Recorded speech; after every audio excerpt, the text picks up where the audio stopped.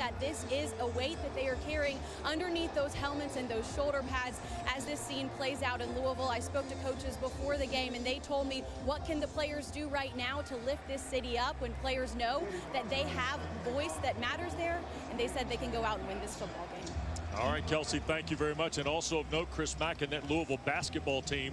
Roddy was downtown last night, also in a protest. Yeah, these guys operate in a football bubble, but they're not insulated from what's going on in the city around them. They are the only athletes, the highest level athletes in Louisville with no professional teams. So the city of Louisville is looking to them. Brock Travelstead will kick it away. Jordan Addison, who's had an early impact on this Pittsburgh team, a freshman from Frederick, Maryland. Deep to take the kick. To the far side, Addison will signal for the fair catch. And the Panthers will start 1st and 10 at their 25-yard line. And here is, by many, Roddy's description, one of the more underrated quarterbacks in not just the ACC, but potentially in the country. Yeah, you don't have to get Pat Narduzzi going very far for him to tell you that himself. He says Kenny Pickett's one of the best quarterbacks he's ever been around. And that includes guys like Kirk Cousins. It includes guys like Connor Cook and Nathan Peterman. But Kenny Pickett has a lot of talent. Just the consistency hasn't been there over the course of his career, really putting the ball in the end zone. That's the only thing that's holding him back, but he's a great leader for this football team. Vincent Davis starts as the running back. He's a sophomore from Fort Lauderdale, Florida, who is their leading rusher. And he'll get the call here, cutting back to the left side. Davis bouncing away and has 10, 15, and nearly 20 yards on 1st down. Russ Yeast shoves him out of bounds into the Pittsburgh bench as the Panthers are wearing their alternate jerseys, if you will, today that celebrate the history of the steel worker in this city. And of course, what a nice nod to the United States Steel, and of course the ironworks around the Cathedral of Learning on the Pittsburgh campus. Here's a throw, and this is Shockey Jacques Louis for no gain on the play. Louisville got there quickly. You know, Wes, after that first big run, it almost seems like Louisville picked up right where they left off a week ago, giving up those big plays. That's something that they're really going to have to prevent here today. After the run of 20 by Davis, here's Pickett fighting upfield out of the pocket, and he'll pick up 3.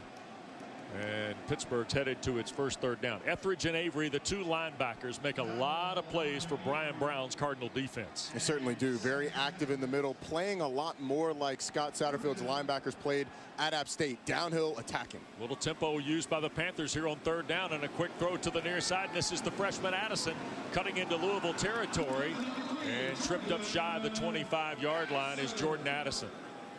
Roddy, he's been very impressive. That time character tried to track him down, and he ran right through that. Yeah, Pat Narduzzi said that he expected this or more from the freshman early in his career. Came in the spring to get some reps in, and has certainly jumped into this with 2 feet. He's been fantastic early in the season. 1st and 10 for the Panthers. Pickett wanted somebody to hit up the field. It looked like it was Shockey Jacques Louis who he was trying to get to go to the pylon on the far side. Instead opts to throw it away, so 2nd down coming up here.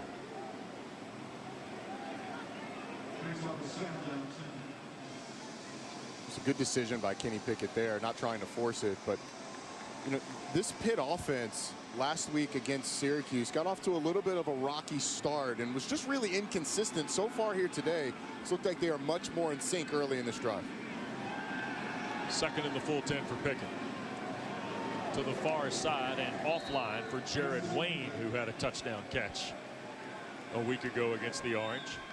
Jared Wayne actually slipped and fell down on the route, was trying to run a wheel route with an option to stop and come back. He slips down. Kenny Pickett and he were on the same page, just couldn't keep his footing. It resulted in an incomplete pass. So Pickett 2 of his first 4. 3rd and 10. Tried to flip it out in the flat. That was intended for Vincent Davis, and it's incomplete. And on their opening drive, now Pat Narduzzi, with Alex Kessman struggling in the kick game, will bring on the senior from Clarkston, Michigan, to try a field goal. Now Kessman has missed from 42, 37, and 45. Now Coach Narduzzi cited technique and some other things. They felt like they've gotten it cleaned up. And here's a 45-yard try, Roddy. Yeah, this is not a chip shot to get your confidence back if you're Alex Kessman. Christodoulou holds, and the kick is away by Alex Kessman, and it is good. His first conversion of the year in 4 tries, and Pittsburgh's on the board first here at Heinz Field. That's a testament to Alex Kessman coming back from 2 shaky games to make his first field goal, and it looks like it was a technique thing. I mean, if that's what Pat Narduzzi and special teams coordinator Andre Powell preached to him all week, it's a good sign that he's able to knock that one through to get Pitt on the board first. Well, and okay, 8 plays, 48 yards in under 2 minutes. Pittsburgh only gets the field goal. Louisville defense holds. Who wins there? Louisville's defense, absolutely. I mean, this Louisville offense is likely to put up points today. As good as Pitt's defense is, Louisville has to feel comfortable with, especially on the first drive, where you're trying to feel things out, forcing Pitt to kick not only a field goal, but a long field goal after giving up some plays early in the drive. So Kessman will kick it away. And now all of a sudden, a 3-0 lead. And here comes a powder keg on offense.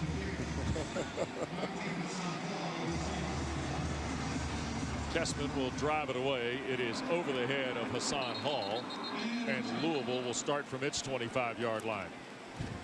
So, you know, it's like we just had the undercard, if you will, on the first possession, right? It was a nice bout. It went the limit. Some punches were exchanged, and a decision was awarded. Now, here come the heavyweights. Ladies and gentlemen, welcome to the main event. This Louisville offense led by Malik Cunningham, who Scott Satterfield said played really well in the first game against Western Kentucky, but there was a lot of room for growth after that Miami game. Thought he could have played a lot better. Here's Cunningham looking to throw. Down the field, far side. Fitzpatrick the catch in stride. Des Fitzpatrick, and a flag is down on the play. And it's pass interference on the 5th-year senior. Let's take a look at it at the end of this. See him extend right there at the end. He shoves Pennock down pass near interference. The hip. Number 7, offense. 15-yard penalty. First down. Still, first time we've heard from Stuart Mullins, our referee, is assigned by the Atlantic Coast Conference here today in Pittsburgh. But Wes, I think that gives you a look into what Louisville is thinking today. Scott Satterfield on the call, when we asked him about the matchups that he liked, he said, well, look, Pittsburgh's going to play a lot of man-to-man coverage, so we like Des Fitzpatrick against whoever they put on him. It just gives you a little bit of insight into how aggressive Louisville is going to be today. So now first and very long after the penalty. And they fumble of the football, but I think right back on it went Javian Hawkins. Wes, something really interesting happened on that play. Malik Cunningham checked at the line, and Pitt shifted the front. They put the 3 technique to the opposite side, that wider technique of the 2 defensive tackles. Louisville then shifted back, checked back, and Pitt shifted back. So Pitt looked to have a bead on which way Louisville was trying to go there. They're going to try and make Louisville run that outside zone, it looks like, to the 3 technique, to that defensive tackle that's further out. All right, keep an eye on that. Second down coming up, and here's Cunningham trying to run away from the pressure being provided by Patrick Jones, and he'll scurry out of bounds. Picked up a couple 3 yards on the play. 91 can really run at the edge. So can his partner on the other side, Rashad Weaver, number 17 for the Panthers. These are 2 fantastic Pitt defensive ends that are really going to make it tough on Louisville in situations like this. 3rd and long. As explosive as Louisville is, they were 4 of 14 on 3rd downs last week. Sure were. And we got some early movement. Did Pitt jump early? Looked like Renato Brown was pointing at Rashad Weaver.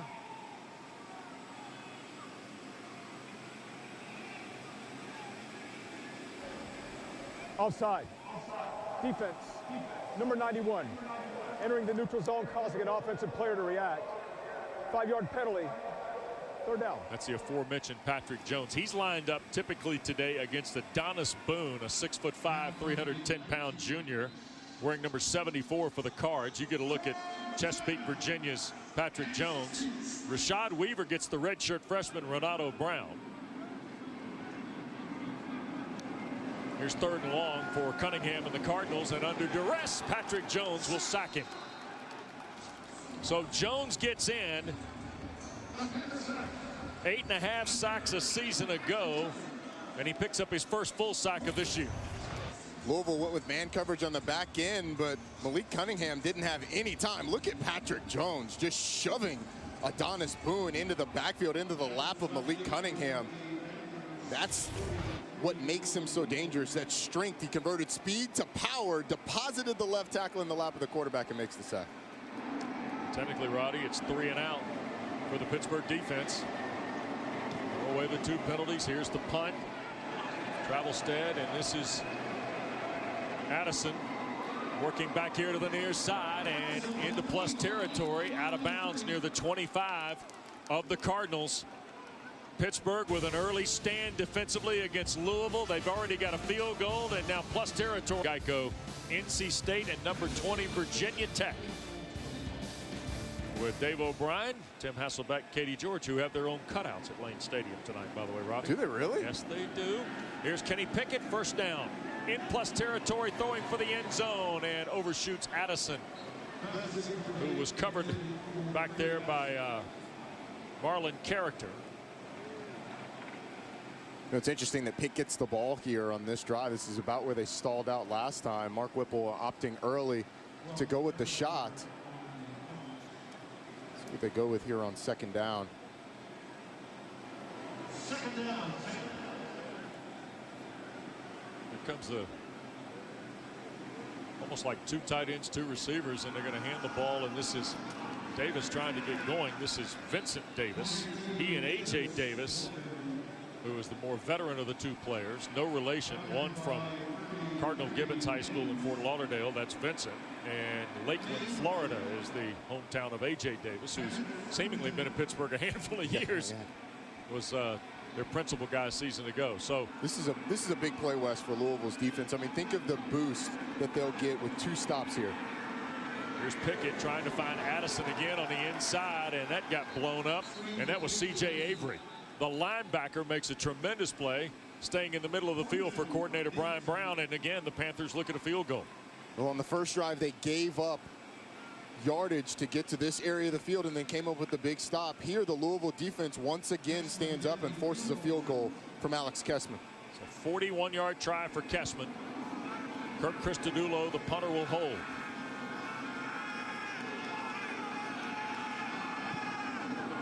And the kick by Kessman is good. So we got a couple of field goals on a couple of plus field possessions for Pittsburgh. Panthers 6, Cardinals nothing when we continue.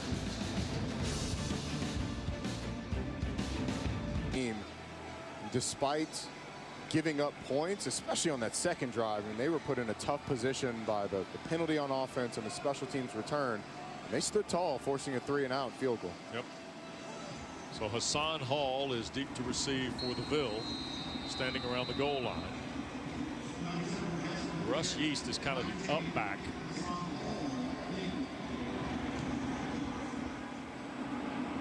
Actually, it's Maurice Berkeley who's a fullback who's the up back, and it's through the end zone regardless. So it'll be 1st and 10 for the Cards at the 25, and here they are, all nicely right here on the screen. Roddy, just a pop. About to explode. Yeah. Tutu Atwell is one of the most explosive players in the entire country. Javian Hawkins is a guy that's sort of the heartbeat of this Louisville offense with his ability to run the football. And although it's early in the season, those numbers are likely going to be around there when it comes to the end of the year, because this offense is explosive. Well, here's Cunningham to work. And this is Hawkins, and hit head on. And that was Kalijah Cansey, who they could not quit talking about this week when we visited with the Pittsburgh coaches. You know, Pat Narduzzi said that Kalijah Cansey has Jalen Twyman-like quickness, defeats a block at the line of scrimmage, is in the backfield, and drops Javian Hawkins. And it looks like early in this game, Pitt's selling out to stop the run. They're saying if you're going to beat us, it's going to be man-to-man in the air. Yep. Splitting the tight ends of the Cardinals here, and now they're going to flip it. And here's Atwell's first touch, trying to get to the perimeter, and he gets shoved out of bounds. And that was Marquez Williams, redshirt sophomore from Pompano Beach, handling the duties for Pittsburgh. How about the attitude that this Pittsburgh defense plays with? You get over to the sideline, and not only is one guy there telling you how you just ran for a loss of yards, there's 3 other guys from that Pitt defense over there as well, really rallying to the football. Yep. So all of a sudden, it is 3rd and a dozen or so for Satterfield's offense in their second possession. And watch how Louisville deals with these 2 defensive ends on this 3rd and long. Cunningham on a straight drop. Weaver almost got there. The throw is too high. Intended for Justin Marshall.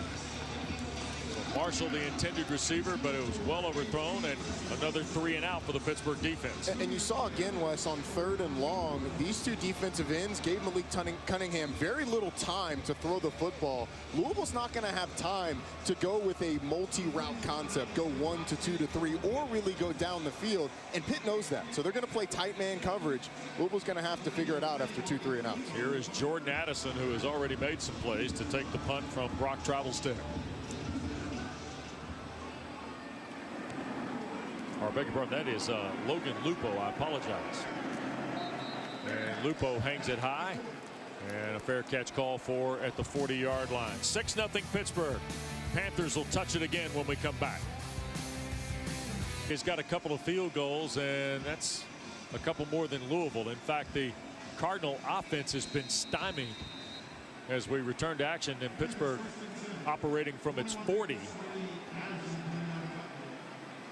That's Addison moving to a slot on the right in the first down give, and this is A.J. Davis stepping through 1 tackle, make it 2, and 17 yards and a first down to the Louisville 43-yard line, Roddy. Yeah, it's very similar to the first play of the game for Pitt, where they had similar success. It's just going the other way. It's just an outside zone play, and Davis does a great job of keeping his balance and getting upfield. And one more time, A.J. Davis, but runs right into traffic and is brought down for a pickup of 3. Kelsey, the question, I guess, is now the Louisville defense goes back to point, because the offense, at least early on, is struggling for Coach Satterfield. Well, yeah, sure, Wes. And listen, this defense is pretty fired up every time they come off, and they've gotten that stop just for field goals. They knew that the offense is what shines for Louisville. As we watch Kenny Pickett drop back and see if these defenders can make a play again, or if he's going to be able to wiggle out of it, Wes. All right, here's Pickett fighting back. Lots of time on his feet, and finally gets tracked down by Dorian Etheridge. Kenny Pickett did a great job of keeping that play alive, but eventually you got to throw the ball away. There's nothing there. You got to throw the ball away and not take a sack on that play. Kelsey? Yeah, Wes, the main focus for these players on the Louisville defense this week, their defensive coach told us, Brian Brown, alignment and assignment. They had some big missed assignments that gave up 21 points last week and accidentally cost them the game. So it's their focus this week. And as you can tell, pretty fired up on the sidelines to be holding them to 6 so far. 3rd down and 9 here for the Panthers. Pickett zips it down the field. And that is the first catch of the year for Taysir Mack, who returns to the lineup for Pat Narduzzi after missing the first couple of weeks, Roddy. Well, Brian Brown, the Louisville defensive coordinator, when we asked him who on the Pitt team stands out, he said Taysir Mack. We haven't seen him this year. He thought that they would see him today, and sure enough, he makes his appearance seen early. 6'2", 205-pound receiver who had a fantastic year a year ago. Led the ACC in yards per catch at better than 22 a season ago. And A.J. Davis bangs away for a couple of yards. And second down coming up. Taysir Mack, 63 catches, just 3 touchdowns for the young man from Brooklyn, New York, who transferred into this program from Indiana. Certainly a great addition. The question is, from a conditioning standpoint, he hasn't played yet. How much are we going to see him today? It's like he's getting this drive. Mark Whipple used the term pitch count. Yeah. You know what happens with those pitchers, though, Wes. Yeah. You get to your pitch count, and they're like, I'm still good, coach. Let's keep it rolling. Yeah. 2nd down 8. Coming up on 5 minutes to play first period. A.J. Davis again, right side. And he'll get to the 25. And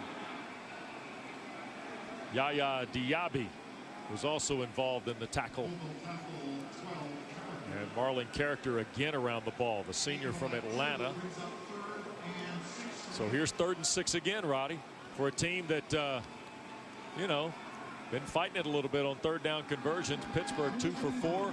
Louisville's 0 for 2. Yeah, they converted earlier in this drive, going to Taysir Mack, who's down at the bottom of the screen on the inside in that bunch formation. Yeah, with Addison on the perimeter, and Pickett looked that way to start. Now dances away again from pressure. Throws back across. The catch is made. A.J. Davis took a big lick, held on for the first down, and Davis is down.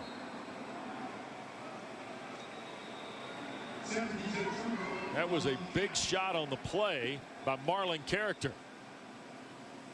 Certainly was, and Davis looked like he wanted to get up at the Louisville sideline, telling him, no, stay down. We're going to check you out no matter what. Yeah. But a nice job by Kenny Pickett, once again keeping the play alive. And Davis working, the running back out of the backfield, working downfield. Let's hope that he's okay. Pair of third down conversions for Pittsburgh in this possession. You see Davis there in the middle of the screen. He's going to roll out with Kenny Pickett, which is exactly what you're supposed to do. Nice catch.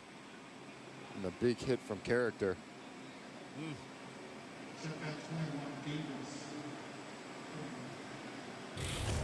So they tend to A.J. Davis across the way. And both schools have returned to their respective benches.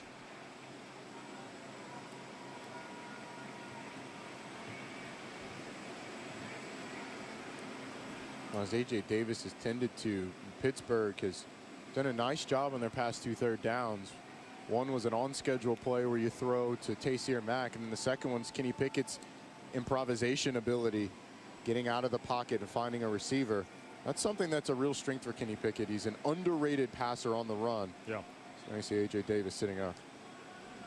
Well, the Pittsburgh run game now, Davis, the most experienced of these backs. Vincent Davis, their leading rusher, coming into the ball game.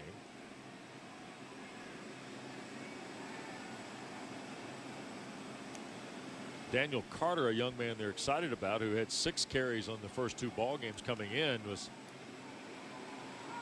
injured last week against Syracuse, and you see A.J. Davis getting a chance to trot off here. It looks like Carter and Todd Sibley and Vincent Davis will be the backs here. Israel Abanikanda has come into the game too, wearing jersey number 2. And he's a freshman from Abraham Lincoln in Brooklyn, New York. And a guy that they're really excited about as well. Goes by Izzy. He and Sibley both in the backfield with Pickett here on 1st and 10.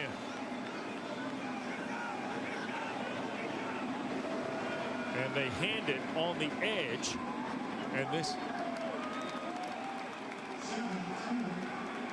that was on the edge. They gave the ball to DJ Turner, the wide receiver. So Turner, who had 9 originally as a number, now wearing 7 today. Making your life really easy there. Yeah, well, this is, you get the different jerseys, Roddy. You know, stuff can happen. Absolutely. Here's 2nd down, and this is Abanikanda moving in. Close to another 1st down for Pittsburgh on 2nd down. How about the freshman running hard? Oh, yeah. Breaking tackles in the middle. It's a guy that was the Gatorade Player of the Year as a senior in the state of New York. Shows you why the coaches are excited. Yeah, just his 6th carry of the season, and he's right back at it here on 1st and goal. And maybe a step, maybe not. This Louisville defense has played a ton of plays so far in this game. We're not even out of the 1st quarter. You still got over 2 minutes and 30 seconds left, and they've already played almost 20 plays. Yep. Because the offense has been 3 and out, 3 and out, and Pitt's put together 2 long drives. They've come up with stops, but you've got to, you got to think of the fatigue that they're suffering from early in this game. 2 by 2 here for the Panthers. Pickett looking for Mack, and it got batted away, and that was Clark defending for the Cardinals. The transfer from Liberty out of Richmond, Virginia, who had 38 tackles, 3 behind the line a year ago for the Flames.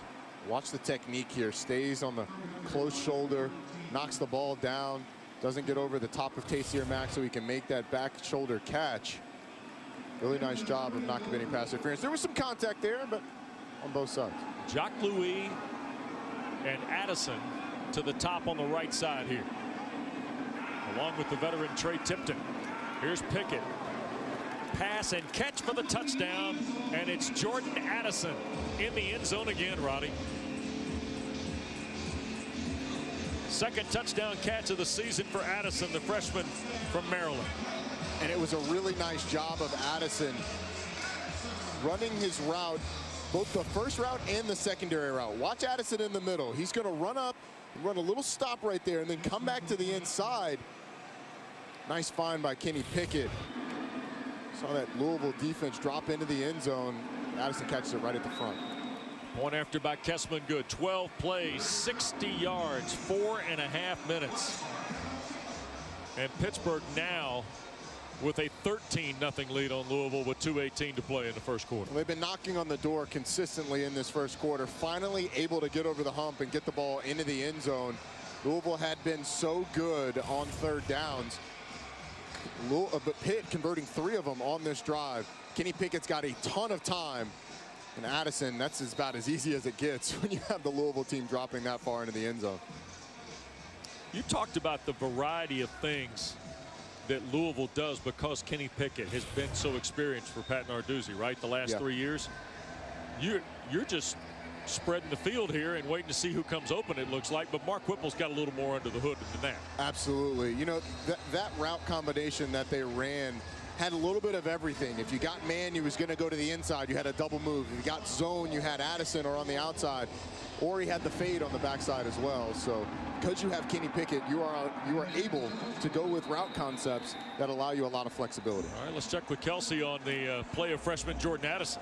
Yeah, you know, Coach also told us that it was really good for Jordan Addison last week to get that first touchdown as a freshman. Sometimes that's kind of like the monkey that you want to get off of your back in a game, right? So Addison was able to do that, finds the end zone again. And although he is a freshman, speaking to Kenny Pickett last week, he said it did help them because Addison actually enrolled early. So they did get some reps together and work on that timing before things shut down during the pandemic, guys. Well, Kenny Pickett is 6 of 11, 56 yards and a touchdown. You see him visit with his offensive coordinator, Mark Whipple. And here is Javian Hawkins breaking free and trying to win the race to the end zone and will. 75 yards. And Louisville lights the fuse just like that, Roddy. That's how quickly it can happen, Wes. Pittsburgh has consistently said, hey, on first down, we're committing everybody to the run. And that's great if you can get your guy down, if you can wrap up the running back. But if you can't, there's nobody there, and it's a foot race. The corners are playing man-to-man, so they get a late start. You see him able to avoid DeMar Hamlin, and then it's all about speed, and Javian Hawkins has plenty of it. So Hawkins picks up his 3rd touchdown. And in a snap, Louisville is on the board as Turner kicks the point. Well, we promise moments both ways. and that's the game, Wes. This is what the game is going to come down to. Pitt's defense has to avoid giving up the big plays like they just did. And you see it's an inside zone play. Javian Hawkins cuts it to the backside, and then there's nobody there. I mean, there's absolutely nobody. Again, the corners come late because they're man-to-man on those receivers. And if Pitt is able to avoid things like this and make Louisville have to convert third downs over and over and over, they're going to have a shot. But if you bust, Louisville's going to take it to the house. Right. Well, Pittsburgh came in, their defense allowing 26 yards a game on the ground. Well, Hawkins doubled down and then some on that run. No offense to their previous opponents, but this Louisville offense is a little bit different than Austin Peay and Syracuse. You're saying it's a step up. I'm saying that it may be one small step for Scott Satterfield. It's one giant leap for Pittsburgh. Yeah, you're right. So Scott Satterfield, his team now with their first piece of momentum offensively.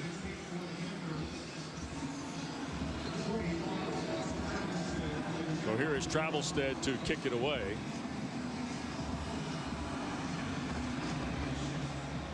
And Addison to his right will signal for a fair catch, and Pittsburgh will scrimmage for their 4th possession from its 25-yard line.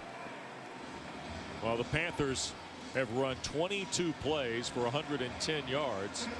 Louisville has run 7 plays for 67 yards. It's a little bit of a discrepancy there, and as good as that touchdown was for Louisville, I think if you get the Louisville coaches in an honest moment, they'd have said we'd have liked that 75 yards to be spread out over a few more plays to give our defense just some time to regroup on the sideline. No question.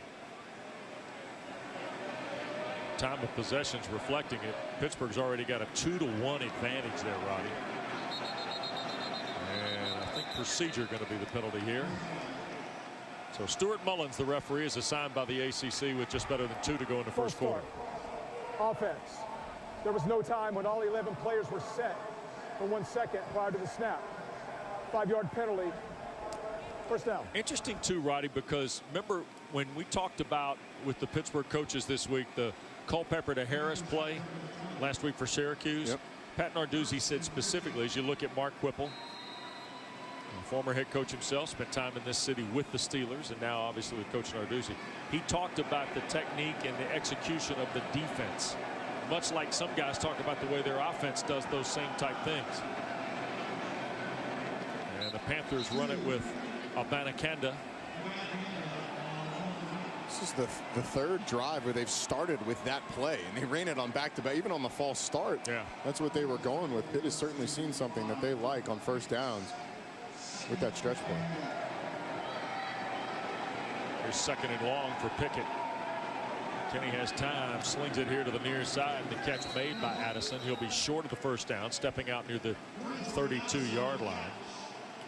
In Mark Whipple's offense, anytime you're going to play off like that and give them that out throw, they are going to take it, especially on 2nd downs, to get you into a 3rd and manageable. Yep. Pittsburgh 4 of 6 on 3rd down today. Abanikanda again fights back upfield. He'll have the first down, gets toward the Panthers' 40-yard line. As we come up on about a minute to go here in quarter number 1. Once again, they go to the well. Abanikanda is able to get the first down. After struggling on 3rd downs early, Pitt sort of found a rhythm, both with Kenny Pickett in the air and now on the ground as well. Jacques Louis and Addison again to the right side. And Pickett to work from the pocket. Flips it on the perimeter. Abanikanda tried to make a man miss and couldn't. Wrapped up by Robert Hicks, the linebacker from Miami who went to Central. Takes Abanikanda down back at the 36-yard line. It's a good play in open space. Really good play, because although the Louisville Louisville defense was rallying to the football, there was a lot of space there had he not made that play. Now he forced Pitt into a 2nd and long. Yep. Likely the final play of period 1 here at Heinz Field. Pickett shoots it across to Jacques Louis, who gets knocked out of bounds just shy of the first down.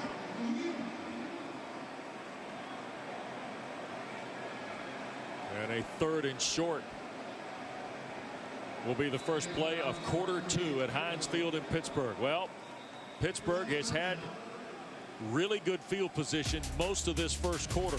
They got a couple of field goals early, then a Pickett touchdown pass to Addison, and a moment ago Louisville, Roddy, and they have now switched it, and we get a little wildcat formation here, and the snap juggled by Vincent Davis, and it goes backwards a lot. 14 yards, I believe. We'll see how they step it off. They measured at 12, a loss of 12 back to the 38. They made it a first down on that final play of the first period. So Pittsburgh had the ball midfield 1st and 10 when things went bad for Pat Narduzzi's team. Yeah, couldn't tell if that snap was that far off. Either way, it goes to the hands of Davis, and Pitt's dug itself a pretty significant hole here on 2nd down. Yep. We're going to hand it to Davis, and boy, the Cardinals feeling pretty good about themselves. Puryear, Kennard, all in there. Rajay Burns. Another guy's been there a while, 5th-year senior. This Louisville defense has had its backs sort of against the wall for most of this game so far, and they've performed pretty well, so I would be excited to cover them as well. 3rd and about a river to cross for Pittsburgh. Pickett checks it underneath. And here is Davis across midfield to where the original spot of the ball was to begin the quarter, to the 48. And from here, they're going to punt the ball, I believe, with Kirk Christodoulou. I think if they would have gotten maybe another yard or two, made it 4th and 6, you go for it. I mean, Louisville just went 75 yards in the blink of an eye. Yep. So you either have faith that your defense is going to get a stop, or they're going to score from anywhere. Javian Hawkins deep to take the punt of the young man from Australia. Christodoulou 9th in the league in net at 36 yards.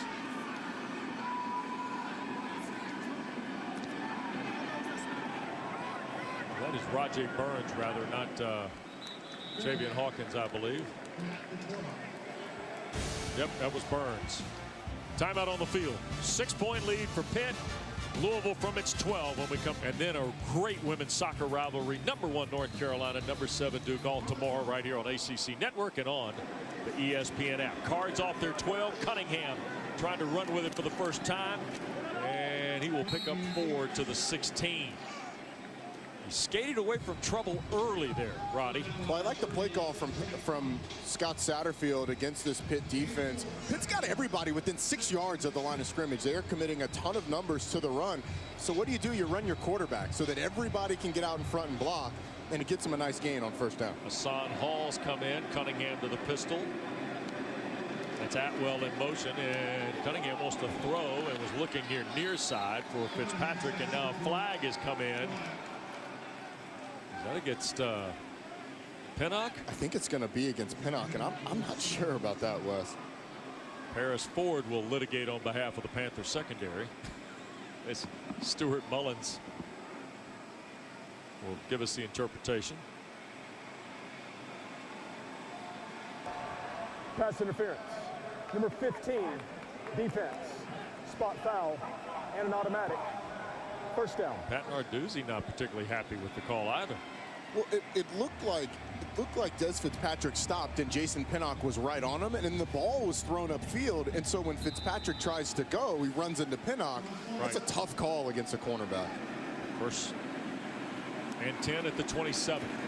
Hall, no sir. Wow. Deslin Alexandre. And they come from everywhere, Roddy, on this front. We talked about Patrick Jones. We talked about Rashad Weaver. We haven't even mentioned Keyshawn Camp today. Kalijah Cansey's made plays, but then you have to deal with Deslin Alexander and Haba Baldonado as well. They just roll them. You know, early in the season, Pat Narduzzi talked about the depth on this defensive line, even without Jalen Twyman. Right. Maybe the deepest defensive line he's had. Hall stays in the ball game. And Cunningham wants to throw near side and open, and this is Marshawn Ford, the tight end. Fights upfield for the 1st down in front of the Pittsburgh bench, where he got knocked down by Pinnock near the 44-yard line. Nice play by a very underrated player when it comes to effectiveness in the Louisville offense. He certainly is. He's lined up. You see him coming out of the backfield, and the big thing is he kind of does everything. He's a fantastic blocker, doesn't often get involved in the pass game, but valuable there. The thing with this Louisville offense, they just haven't been on the field very much, so they have not been able to get in that rhythm. Starting to get into it. That's Smith in motion, straight ahead with Hall, and not much, maybe a yard to the 45. Roddy, when you look at Louisville, you think of Atwell and Fitzpatrick, and then Braden Smith has that unbelievable debut against Western Kentucky. And then you think, okay, well, that's another weapon. Then you think Hawkins and Hall. Now you throw Ford in. Ian Pfeiffer, the other tight end. Transfer from Vanderbilt, played well last week, too. Certainly did. It's a loaded offense. Cunningham into the flat. The catch is made, and so is the hit from DeMar Hamlin. And that's on Hassan Hall. You know, I said this in our visit with Pat Narduzzi this week. I was told this summer by people that follow the Big Ten that they saw Pittsburgh play at times last year and started to think of his great Michigan State teams. And so I told you I was going to ask him about it. And he specifically then said, well, we might be better in the front. Excuse me? And he said we didn't have a guy like Patrick Jones and Rashad Weaver. We didn't have guys like that. 6'5", 270 pounds. Didn't have that at Michigan State.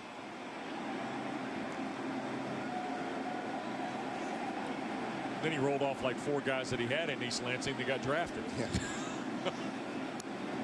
3rd and long, and Cunningham to throw. Back across the middle, Atwell the catch in traffic and hit by Ford at the Pittsburgh 43-yard line. Tutu Atwell.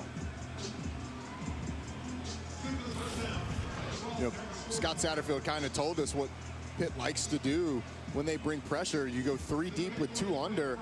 Tutu Atwell just finds a little soft spot in the zone. Wait, the words soft and Paris Ford have never been. Yeah, that's true. Yeah. Uh-oh, a little mix up in the backfield. They ran into one another. Now onto the flat on the right side. Here's Braden Smith with outstanding speed down the far side and knocked out of bounds around the 16-yard line. And now all of a sudden Louisville's got big time momentum. It's almost unfair to have a guy like Javian Hawkins, Tutu Atwell, and then you add Braden Smith with his speed. So I'm absolutely demolish the angle of DeMar Hamlin. There's Hawkins trying to find an alley and can't. No gain on the play.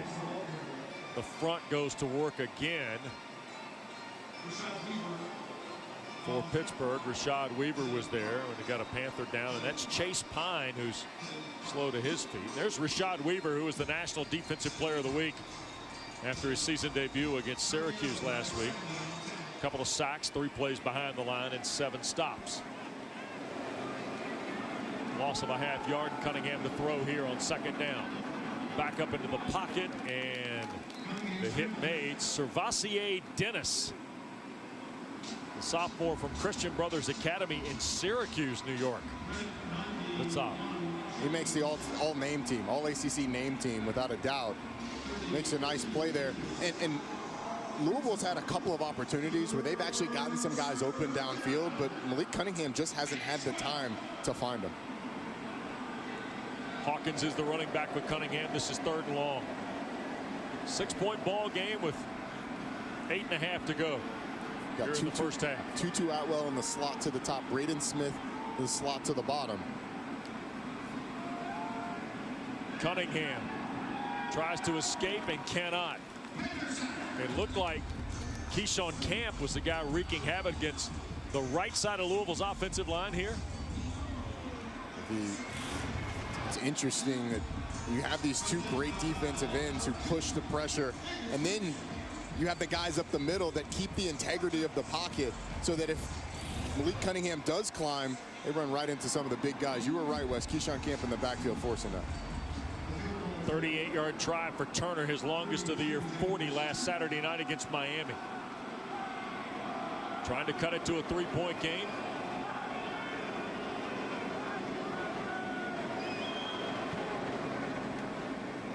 The kick is good. So we get a break in the action. 7:39 to go. Emack. McLean getting in the book. Getting on the telestrator, big fella, right? Oh, he's going to be all over the telestrator. 100%. Lawrence Sisler will be with him. 100% chance. It's good that Wake Forest was able to move that game up, though. Or else they'd have gone like North Carolina back-to-back weeks without playing after their game this weekend against Notre Dame was canceled. Yep. Looking forward to that show next Friday night from Winston-Salem with Mike, Eric, and Lauren. We got a 3-point game here in Pittsburgh. And here's Addison going to bring it out. And he got to the 20 and got wrapped up pretty promptly by the Cardinal coverage. It looked like K.J. Cloyd, one of the linebackers, down on special teams. So Kenny Pickett going to work here today. 30th career start, Roddy, for the young man from Ocean Township, New Jersey. Of course, came to fame with the win over Coach Rick and the Hurricanes. And then in 18, hey, championship game appearance, right? Somebody had to win the Coastal. Come on. And then last year, the comebacks and a 3,000-yard passer. We should have known, right? We should have known. And look, Kenny Pickett last year had a ton. So you see Pittsburgh taking the timeout. Yeah.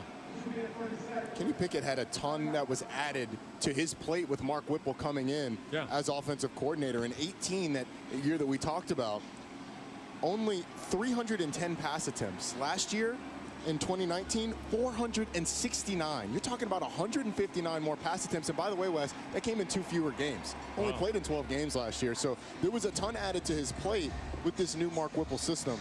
And honestly, it was a bit of an adjustment, and Kelsey's got more.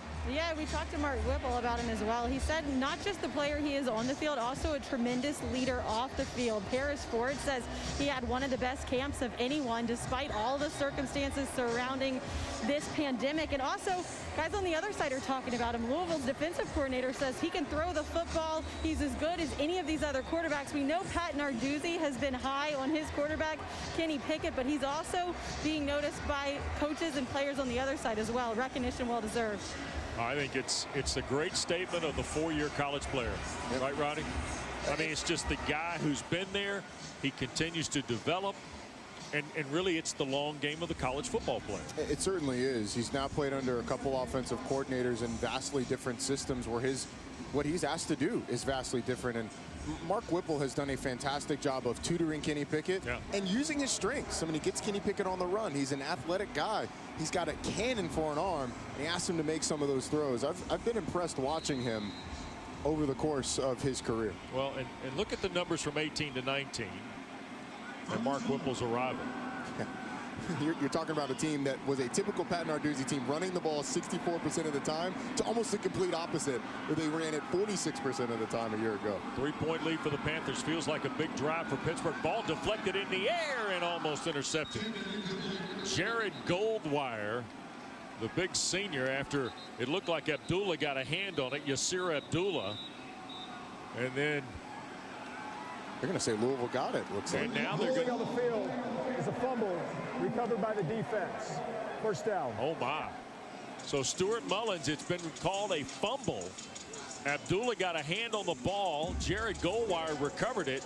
Pickett, as you would suspect, says his arm was going forward. And this play will certainly be under review. Well, it looked to me like Kenny Pickett was trying to go to Taysir Mack up the seam.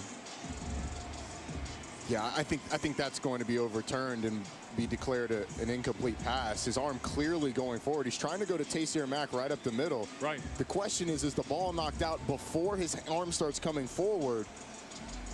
I'm not sure that we've seen an angle that's going to tell us definitively. Maybe this one will tell us. Man, that's close.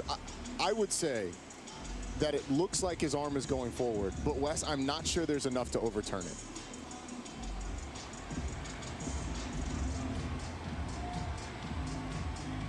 That's bang bang.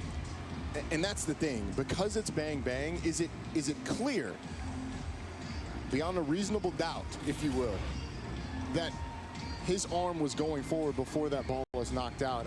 If I had to guess, I'm going to say this play stands, although I think his arm was going forward. I just don't know if there's enough on that replay to overturn. The ball comes out of his hand. The elbow, you could say the elbow's posted, but Roddy, the ball never leaves. The ball leaves the hand before the hand goes forward here, doesn't it? See, I think his elbow starts to come forward before the ball is out. Has the hand started to move?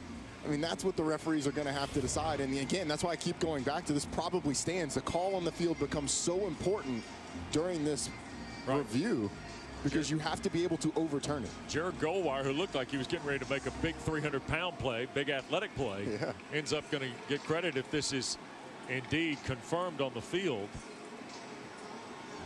And Yasir Abdullah got his hand to Kenny Pickett. So the ruling on the field is the fumble. And I was getting ready to say this feels like a big drive for Pittsburgh, and Louisville may have just pulled the plug on it in a 3-point game, right? It would be a huge turnover if you're able to get this. See, again, well, we've seen several reviews of this, and it is so close, Wes, that I just don't know. After further review, the ruling on the field stands. So Louisville gets the first turnover of the ball game, and it is a huge turnover. And that's one of those where if on the field it's called an incomplete pass, there's no way they're overturning it because it is bang bang on the replay. So there's not enough evidence there to overturn it. And it is a huge break for Louisville, who has an opportunity to take the lead in this game despite really having very little possession and Pittsburgh outplaying them for much of the first quarter. So now set up Louisville at the Pittsburgh 21, trailing 3, and all of a sudden look at the momentum on the Cardinal bench. And here is Cunningham with Hawkins, and this Pittsburgh defense has to make its statement perhaps here, Roddy. Yeah, I would say this is the biggest drive this Pittsburgh defense has had in this game. Louisville's found a little rhythm on offense. You had the big play with Javian Hawkins. Louisville put together a nice drive for a field goal on the last one. And now that they're put in this position, Pittsburgh's going to have to try to force Louisville to kick another field goal. Pistol set in the 3 receivers. Cunningham wants to throw, and open in the end zone for the touchdown is Tutu Atwell, and the Cards are in front. What a response by Scott Satterfield's team here with 6:51 to go in the first half. What a turn of events. You get a fumble on a call that could have gone either way, and you take advantage of it. Clearly a bust on the back end. The question is by who? It looks like they're in man-to-man coverage, and Damar Hamlin just looks in the backfield and lets Tutu Atwell run right by him. Louisville takes advantage of it to take the lead. And now, because the Cards were late getting a extra guy out there for the extra point, the timeout is burned by the second-year coach of Louisville, native of Hillsborough, North Carolina, who's Louisville's 23rd head coach and coaches in his 91st college game as a head guy today. 60-30 is Scott Satterfield. And looking for his 10th win in 16 games with the Cards. He's got to be fired up about this scoreline right now. The way his defense played early, forcing 2 field goals from this Pitt offense, kept him in the game and allowed this offense to get under its feet. The defense has really come up big for Louisville in this game, forcing the turnover as well. It's the 3rd touchdown catch of the year for Atwell, Kelsey. Who else is fired up about that touchdown, Wes? And that is Tutu Atwell's grandmother. He is very close with her. He actually told me she smoked cigarettes her whole life. He told her last year he wouldn't score any more touchdowns unless she quit. She quit for him. He had 12 touchdowns last year and now 3 so far this season. Well, more to come. Turner's point is good, and the Cards have taken the lead. Louisville now has put 17 straight on the back to this touchdown pass from Malik Cunningham to Tutu Atwell. It's between Damar Hamlin and Jason Pinnock. You see Pinnock lets his man go. Hamlin lets his go. Tutu Atwell is wide open in the end zone. A miscommunication between those 2 players. You got to think one of them is supposed to be dropping deep. The other's supposed to be covering down. Either way, Louisville gets a touchdown out of it. And there'll be no return off the kick from Louisville. Brock Travelstead boots it through, so here come the Panthers. Right back to scrimmage from the 25-yard line. All right, now here's a case. Atwell's 3rd touchdown catch of the year, by the way. 18 grabs already on the season. Now Kenny Pickett and Pittsburgh have to battle adversity, really, Roddy, for the first time this year. It's felt like they've controlled this game. Right. For most of it. I mean, Syracuse took a lead last week, and I guess they had to battle back from that, although their defense was dominating Syracuse offense. Now you are facing a foe that is your equal. How do you respond? Here's Pickett. Doesn't have a seam to throw. Going to take off and run with it, and he's got 14, almost 15 yards on first down. Nicely done by Kenny Pickett. They'll measure it right to the 40. 1st and 10 coming up. Dorian Etheridge, the big linebacker, was chasing him. Well, how about that? Kenny Pickett climbs in the pocket, faces up Dorian Etheridge, hits him with a little hesitation, and then takes off and gets the corner. Kenny Pickett showing off the athleticism. Here's Pickett trying to spot one across the middle, and incomplete. Trying to find DJ Turner, it looked like. Coverage from Character. Boy, Marlon Character's been in a lot of football plays here in this first half. Certainly has. This is not a secondary for Louisville that's very deep, but the guys that play have generally played pretty hard. You know, we mentioned the big plays that they gave up last week. Gave up a run of 75 yards, a pass of 75 yards, and a pass of 47 yards, all for touchdowns. Without that, they only average giving up 5 yards a play, which isn't terrible. Vincent Davis back in the ball game, and now all of a sudden Louisville is starting to control things with their defensive front. That play got blown up. Burns was back there. Monty Montgomery has come in, and it looks like Gabe Hoy is down, the right tackle for the Panthers. It's a guy who's making his 10th career start today, but had better than 500 snaps a season ago. Just ahead of 6 minutes to play first half, and Louisville in front here at Heinz Field. Wilson has come in to back him up at the right tackle spot for a pretty big third down play with under 6 to go, and Louisville in front after the Cunningham to Atwell touchdown. And Pickett to throw, and the house is coming from Brian Brown. Pickett got to cut it loose somewhere. It does, and it is intercepted. No, caught. That ball caught in traffic. What a great catch by Jordan Addison here, Roddy. I thought that ball was going to be picked by Russ Yeast. I did not think there was any chance that ball was even going to be completed. And I'm with you. When Yeast came cutting under, I thought that ball was picked as well. And it looks like Yeast may have actually helped Addison catch it, but nonetheless, Pitt with the big conversion. What a throw. What a catch. Here's Pickett, little shovel ahead. And Vincent Davis picks up a little bit there. Maybe half of it to the 40. Man, I'm going back to that third down play. That third down play is unbelievable. Unbelievable is right. And that was a situation where you could not give the ball back to Louisville's offense. Right. What a conversion. Remember now, here's the other aspect. We get a whistle blow. Did they stop play here? Yes, the timeout's been asked for by Pittsburgh. Here's the double up on the third down. Pittsburgh, their second of the half.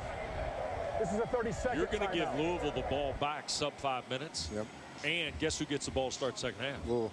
Yeah. Yep. They had a chance there, and they still might, but the fact that you get that conversion and you now are in plus territory and you have an opportunity to at least put points on the board, it's incredible. As we get another look at the catch, Kenny Pickett does a good job of keeping the play alive. Let's see what happens with Yeast. It hits off of him into the lap of Jordan Addison. Well, the bench thinks he's picked it. Exactly. And he's got his hands on it. I don't know if Addison just snatches it away or what. Oh, he got 2 down. It's a Sunday catch. Come on now. Jordan Addison. What a play by the freshman. And you know, there's some guys that just have the knack for making plays like that. Just somehow it always happens. You call it, Calvin Johnson was one of those guys. Well, he typically physically dominated, but even so, you know, right, when the ball was in doubt, it was coming down to him. Pulling off the shoe tops. Exactly. Yeah. Well, Pat Narduzzi has seen the dynamics of this day change from a team that had a 13-0 lead to now Louisville 17 straight points to take the lead. And out of the timeout, second down. And here's Davis again, and he'll be shy of the first down. Shoe top tackle looked like Monty Montgomery was around the ball. Redshirt junior from Norcross, Georgia. It's a really nice play by Montgomery. Ducks under the block of the left tackle Carter Warren, who had pulled around and was able to, as you said, get the shoe tops. Yep. Nice play.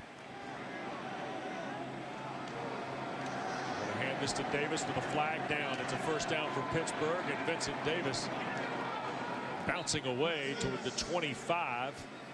And we'll check the marker here with referee Mullins.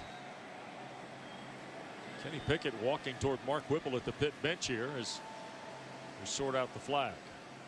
The play just looked disjointed from the start. Pitt was a little confused on offense of where to line up, so not surprised to see a flag on this one. Illegal motion. Number 80, offense. 5-yard penalty from the previous spot. That's Daniel Moraga, the tight end, who is involved in the package today because Lucas Kroll, the grad transfer from Florida, who had a catch last week and has really done an outstanding job in the run game from a blocking perspective, Roddy, is not available today. And we saw Kroll before the game on crutches out on the Pitt bench area.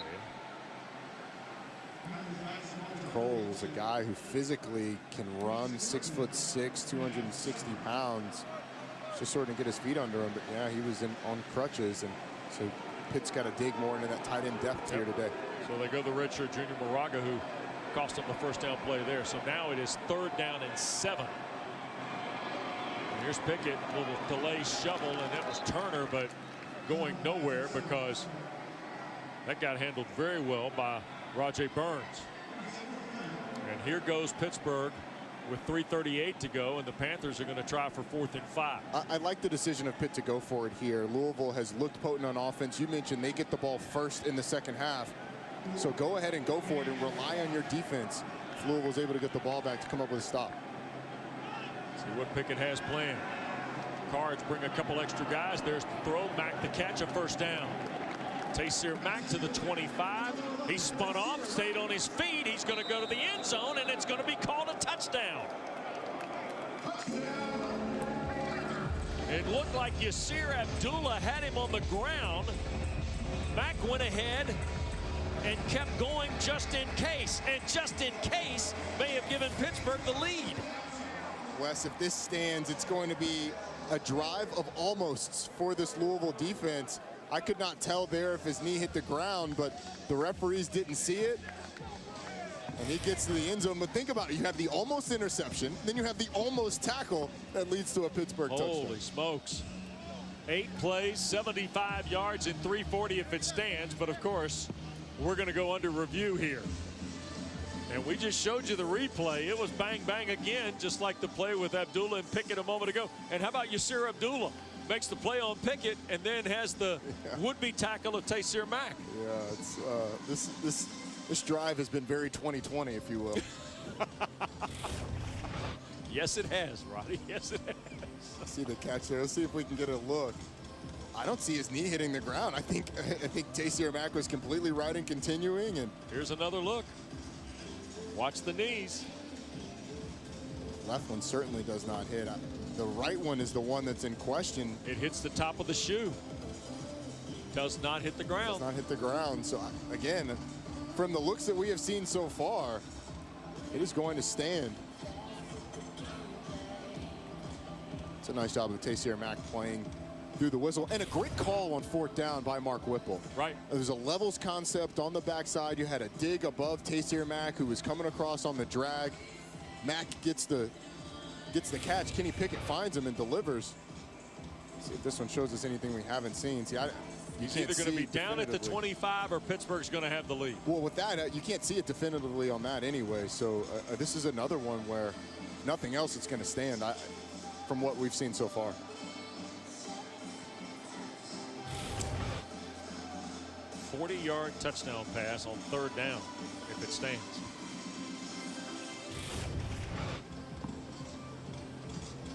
Oh, this will. No evidence the knee's on the ground there, right? Right. And the left knee, and the right knee swipes the top of the shoe.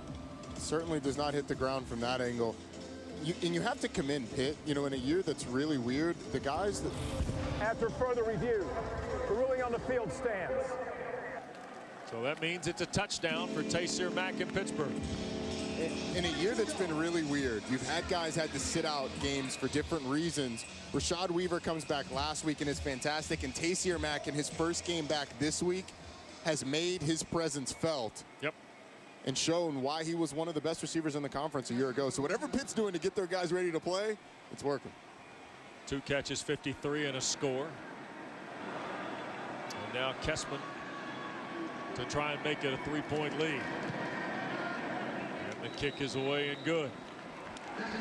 What a strange first half. What a strange first half. In the sense that we've had 2 weird plays involving the same player, by the way, Yasir Abdullah of Louisville, who got around the arm of Kenny Pickett, forced a fumble that Jared Goldwire recovered. 2 plays later, Malik Cunningham throws to Tutu Atwell. Then we come back on the ensuing possession. Kenny Pickett converts a 3rd down to Jordan Addison that looks like Russ Yeast is going to pick it or at least knock it away. And then a moment ago, Pickett to Taysir Mack for what is going to be a first down at the 25. Abdullah does not get him to the ground. Mack stays alive and scores while Louisville was looking for the whistle. Yeah, on a 4th down conversion too. 4th down. I mean, go figure.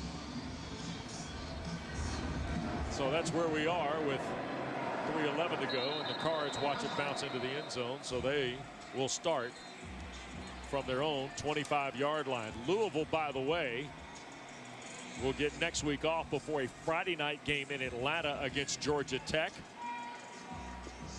Pittsburgh going to welcome NC State here before the Panthers get to the road in a couple of weeks. But Roddy, here are the key plays. I mean, this is just this game in a way here. Yeah, Pickett rolls out. This is the third down you were just talking about. Easton has a shot at it. Jordan Addison able to come up with it, and then you get Taysir Mack on fourth down.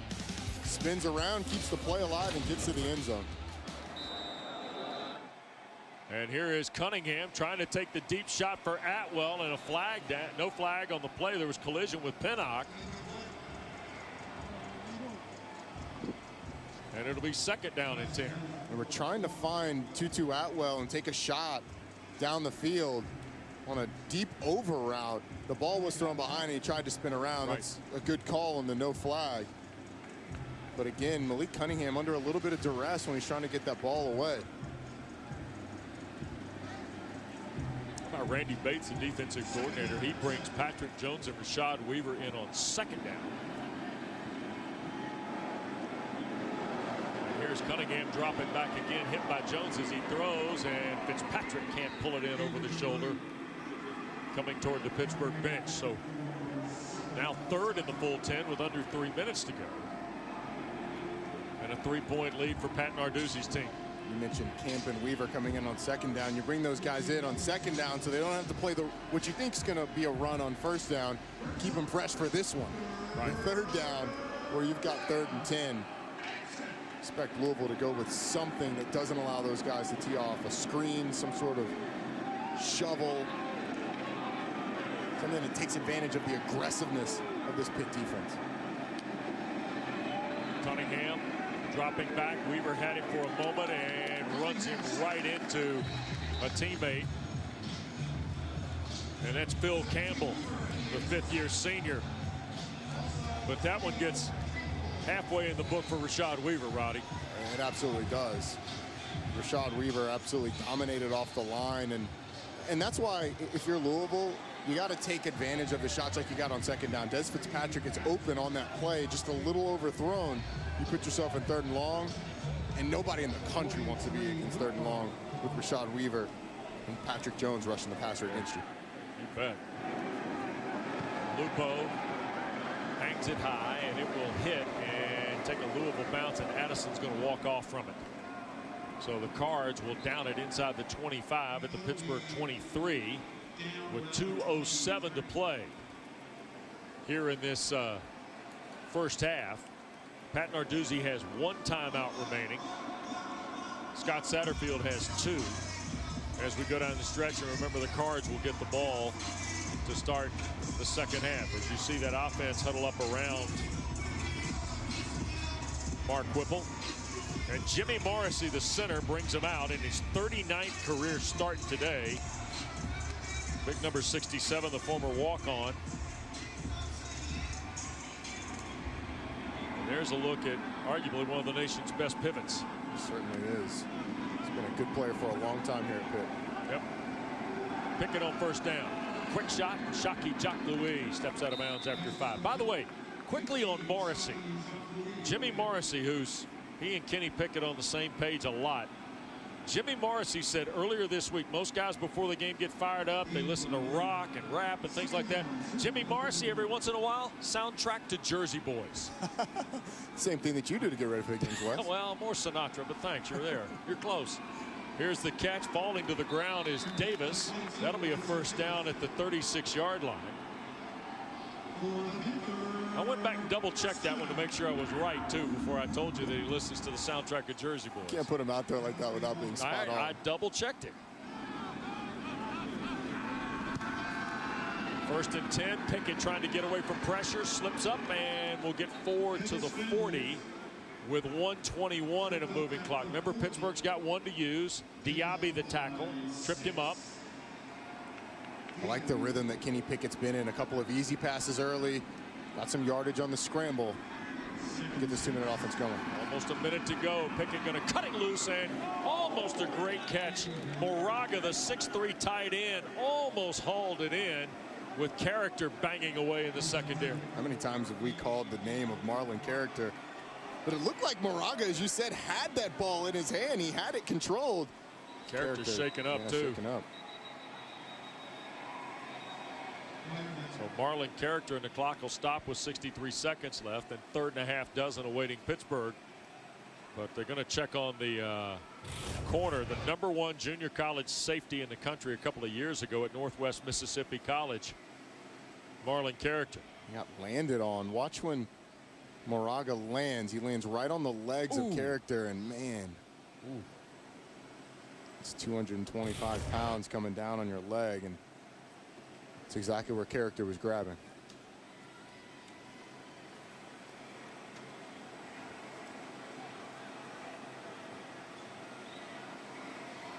So Scott Satterfield out, and you check on his senior corner.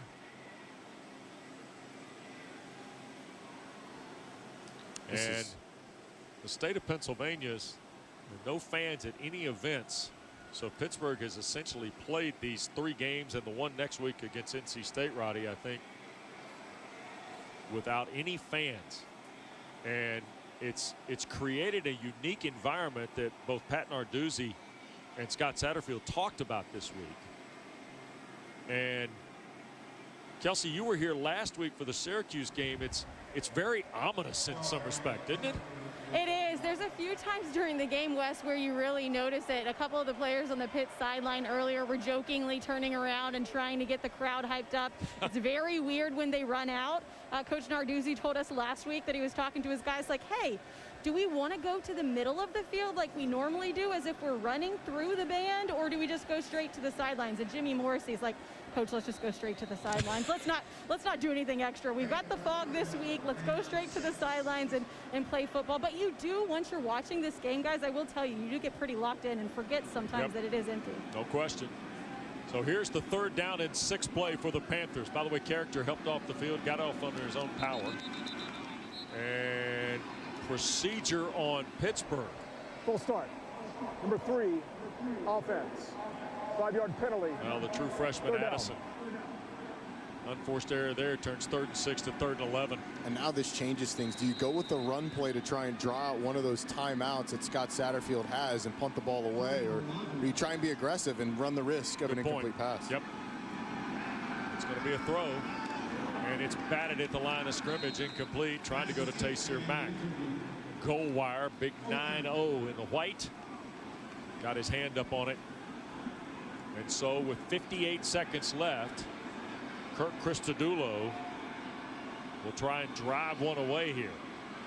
And Wes, that's big, because Louisville's going to get the ball back with around 50 seconds left. 2 timeouts. It's plenty of time for this offense to get in field goal range at least. Rajay Burns is deep. Has only 1 return on the year for 7 yards, and that was a couple of weeks ago in the opener against Western Kentucky. Christodoulou, little rugby kick toward Burns, and he will catch it going out of bounds at the Louisville 25-yard line. So 50 seconds is more than enough time we've seen today for Satterfield and the Cards to get on the board. Remember, their 2 touchdowns, Roddy, have come in 3 cumulative plays. It's incredible, and they've been able to find some room in this Pitt secondary. Right. And on the last drive, Malik Cunningham just missed Des Fitzpatrick wide open on a corner route between the corner and the safety. Yep. So there has been opportunities for this Louisville offense. See what they decide to go with here to try and get some points on the board. Don't forget Jordan Cornette, the fellas in the huddle standing by for the half. Game 1 of our ACC Network tripleheader. Duke and Virginia, and NC State at Virginia Tech as the Cavaliers and Hokies make their season debuts today. And first down give is Hawkins, and he got wrapped up on the play, and that was Servassier Dennis making the stop. Interesting choice by Louisville. It was one of those, we'll run this play, and if we get a big gain, then we likely speed it up and try and go for it. But it looks like Louisville's content to take this lead to the locker room. Yep. 2nd and 10. Cunningham wants to throw. Here comes some trouble, and Malik Cunningham will not get away from Patrick Jones, Keyshawn Camp, and Rashad Weaver. It's a law firm on the Pitt defensive front. Yeah, they are prosecutors in the backfield, taking down all defendants. And that will be that for the first 30 minutes of play here at Heinz Field in Pittsburgh. The Panthers had scored 13 in a row to start. Louisville responded with 17. 8 tackles for loss so far against Pittsburgh after a Louisville team, or for Pittsburgh, this Louisville team gave up 10 in each of their first 2 games. Ball is kicked away by Kessman. There'll be no return. Hassan Hall was deep. And the Cards will take over from their 25, and they had some big plays too. They certainly did. Javian Hawkins, 75-yard run to get him on the board, just motoring down the field, outrunning the onslaught from this secondary. But all in all, this was a huge play. It was called a fumble on the field, reviewed, the play stood. That led to Louisville, Malik Cunningham to Tutu Atwell in the corner of the end zone.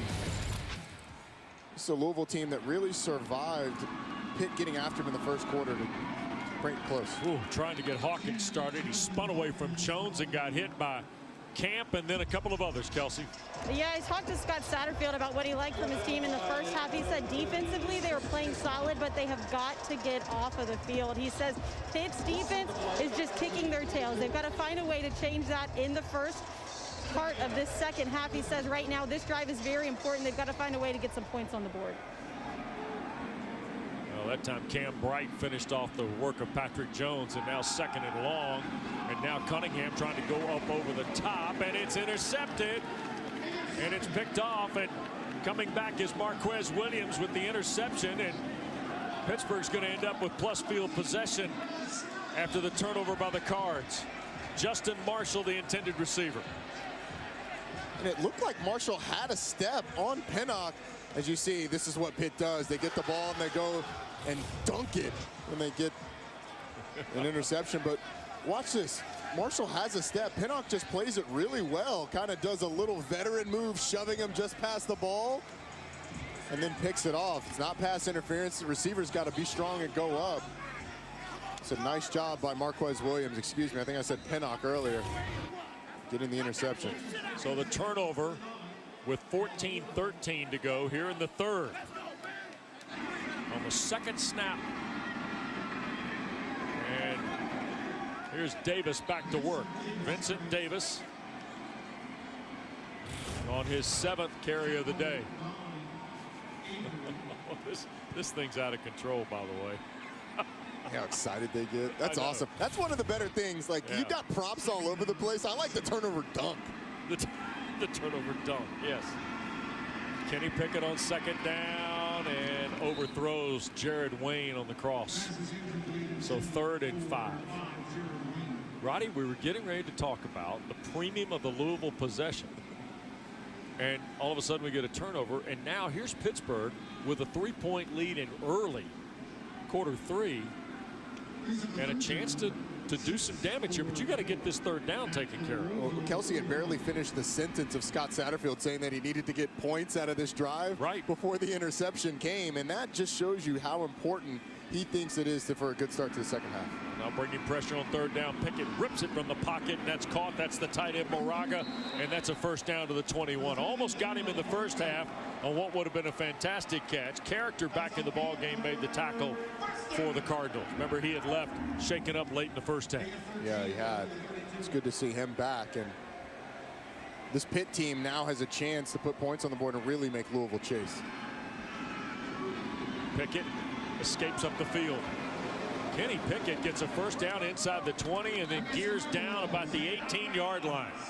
You know, Wes, Brian Brown, the defensive coordinator for Louisville, talked to us this week about getting pressure with 4. Louisville's been able to do that at times, but they haven't been able to bring Kenny Pickett down because of the lanes that have opened up in the middle. He has done a fantastic job extending plays and picking up yards with his legs. So fresh set of downs at the 18. You see Vincent Davis going into the holster of Kenny Pickett on the gun. And that ball is offline and incomplete. 2 guys were out there, Addison and Wayne. By the way, the injury to Hoy has caused some shuffling. I noticed Carson Van Lin has come into the ball game now to play the right tackle spot. With Jake Cradle, Jimmy Morrissey, Bryce Hargrove, and Carter Warren, who they just could not speak highly of enough in the meeting we had with Pat Narduzzi about just Carter Warren reshaping his body, just being a totally different player than he was a year ago at that left tackle spot. Pickett and sacked and fumbled, but recovered on the play by Davis. Boy, he got lit up by Abdullah. Yasir Abdullah has been around the football today. He certainly has. And Louisville actually brought the corner. And you mentioned Van Lin coming out. He slides out to the corner. Nobody picks up Abdullah. Does a nice job stripping the ball for the strip sack. Pitt fortunate they were able to recover it. Yep. Vincent Davis was right there. So now 3rd and very long.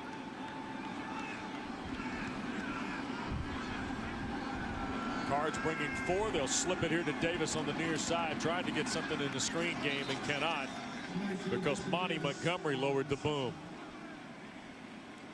And with Alex Kessman making 2 earlier, it allows you to change your play calling so much. On a 3rd and long, you go with a conservative call because you know that with Kessman kicking the ball well, you're able to get points. He hit from 45 and 41, and this is 42 for Kessman.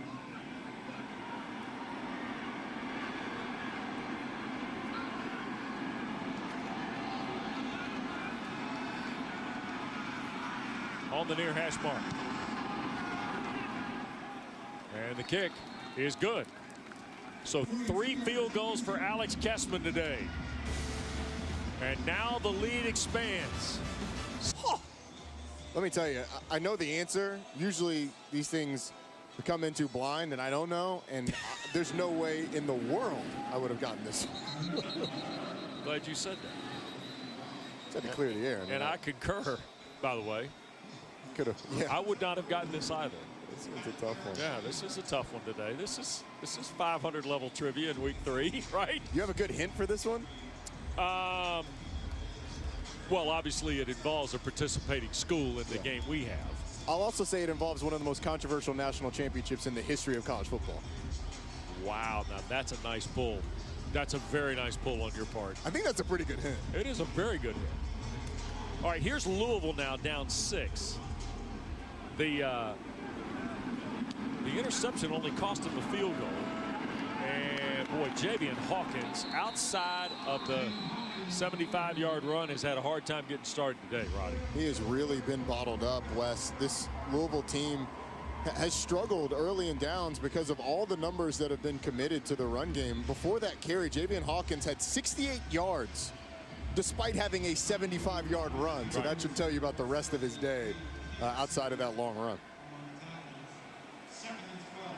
So a loss of 2, 2nd and a dozen.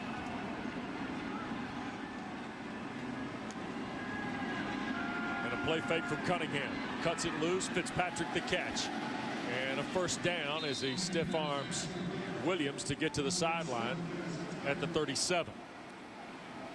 We're really impressed with the patience of Des Fitzpatrick today.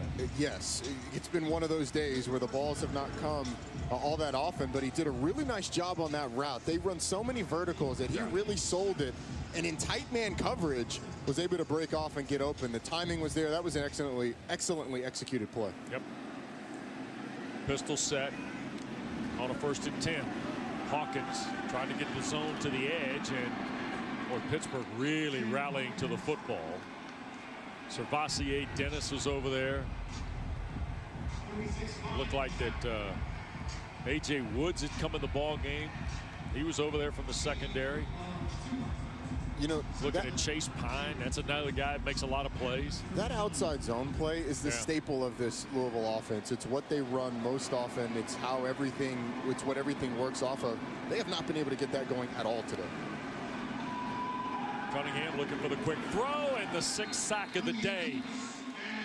And that is Patrick Jones again. It is so tough as a play caller to get in a rhythm when you, number one, can't get anything going early in the run game. This was a Louisville offense that ran the ball more than everybody in the conference other than Boston College a year ago. Right. And then 2, when you can't, you don't have predictable time in the pass game either. You can't work off play action because you don't have time. You can't run off the deep routes because you don't have time. And by the way, Pitt's going to come up and challenge you. That's been the struggle here today. Yep. 3rd down and 11. Cunningham again on a drop. Rashad Weaver's going to drop him. So sacks on back-to-back plays for the Panthers. And it's the Bash brothers. Yes, Patrick Jones on the first one. Yes. Rashad Weaver on the second one. They just don't stop. And Kalijah Cansey's back there as well. I mean, Louisville is going to have to be less predictable early in downs. You can't go with the run game on first down consistently. You're going to have to continue to put pressure and take shots. They did that some in the first half. Jordan Addison will wait on the punt here of Lupo. That's 7 sacks unofficially, Roddy. End over end punt.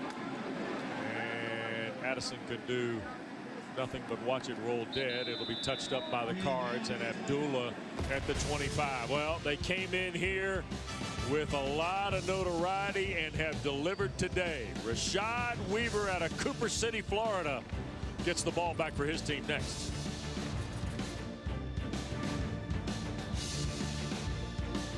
It's bow time. Out of gas on game day? Drop a big bow box on it.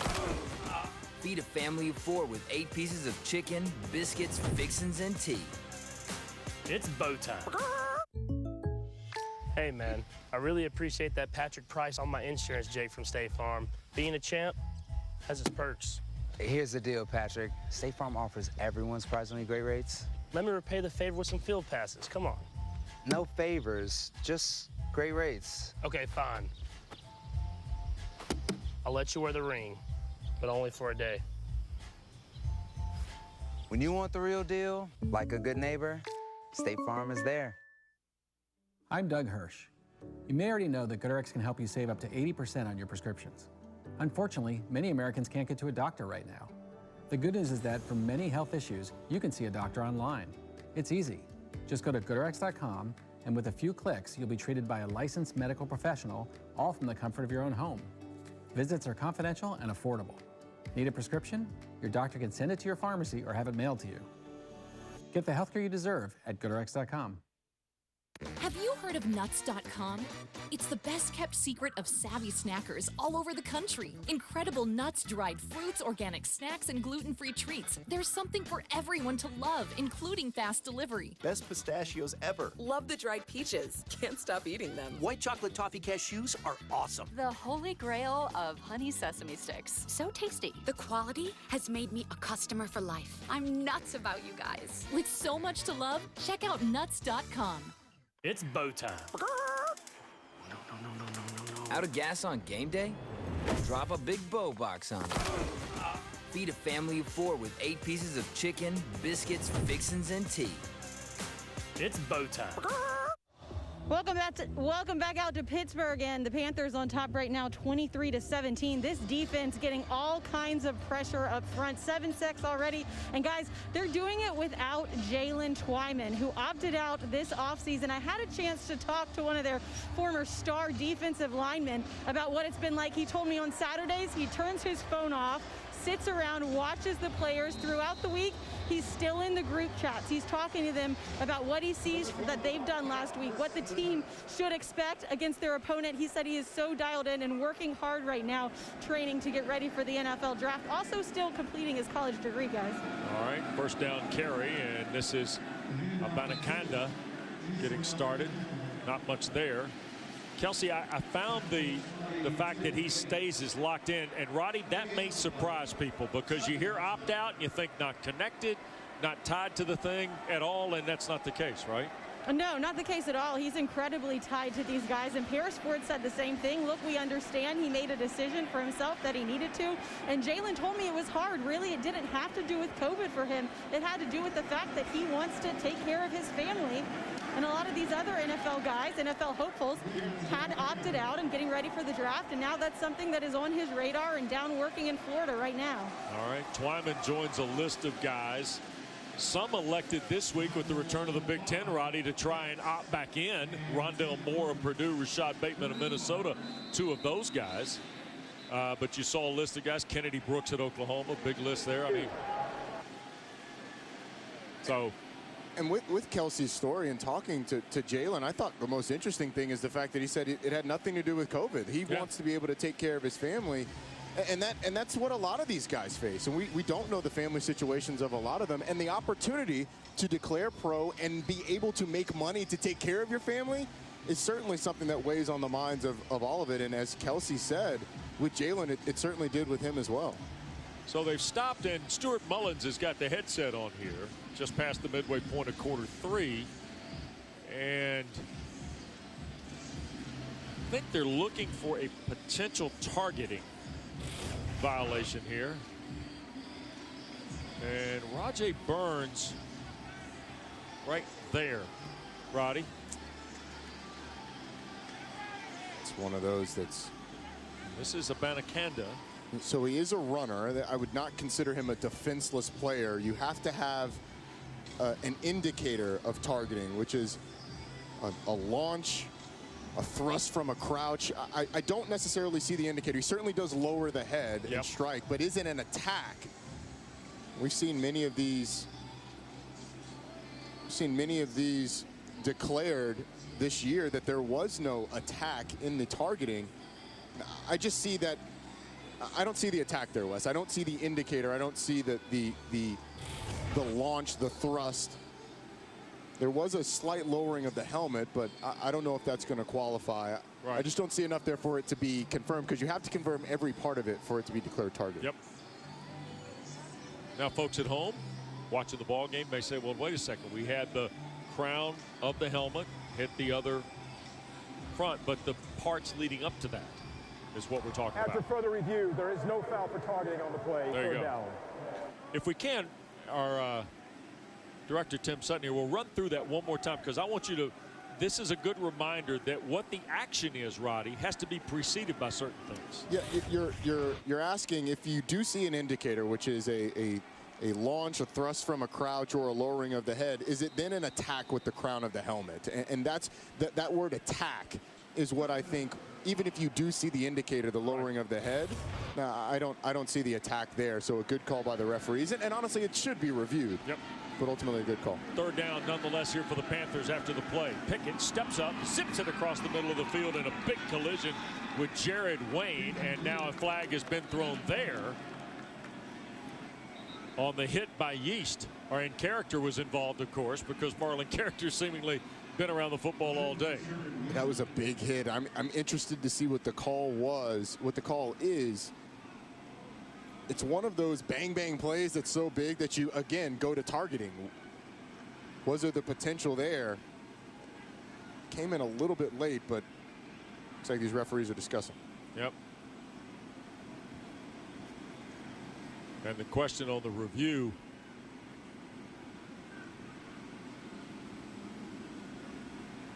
Here's referee Mullins. Personal foul, targeting, defense. The play is under further review. All right, so here we go again. This is a first for us as a crew. Back-to-back targetings that we get to review. Isaiah Hayes involved in the play here, maybe? Yeah, I don't think that one is going to be targeting at all. Just from that view, I mean, he doesn't strike with the head. He strikes with the shoulder. He doesn't strike him in the head or neck area. It's right in the rib cage. Just this one's going to be pretty quick. It's just honestly, that's exactly what you want to happen in that situation. You want a guy to go to that midsection with his shoulder to break up the pass. It's just a fantastic play. No way that's targeting. Yep. And this is going to be outside of the fumble by Pickett. If this is indeed just ruled an incomplete pass and targeting is waved off here, this is going to be the first 3 and out. Throw away the fumble of Pickett on the hit by Abdullah. This will be the first 3 and out Louisville's defense posted today. There'll be the first 3 and out and punt. There was one earlier where they kicked the field goal. That's it. There is no foul for targeting. 4th down. So again, Roddy takes you through the indicators. Yeah, you can see it there. That last one that we saw is, again, one of those big hits that the flag is thrown. You have to confirm it. It gets overturned. But the first one we saw, you get caught up. The attack, the indicators, those are sort of the buzzwords that came in last year, and the fact that every element of targeting has to be confirmed. There's no stands anymore. If you can't confirm it, it is then overturned. So that's Hayes who made the play to dislodge the ball from Wayne. Christodoulou to punt to Rajay Burns.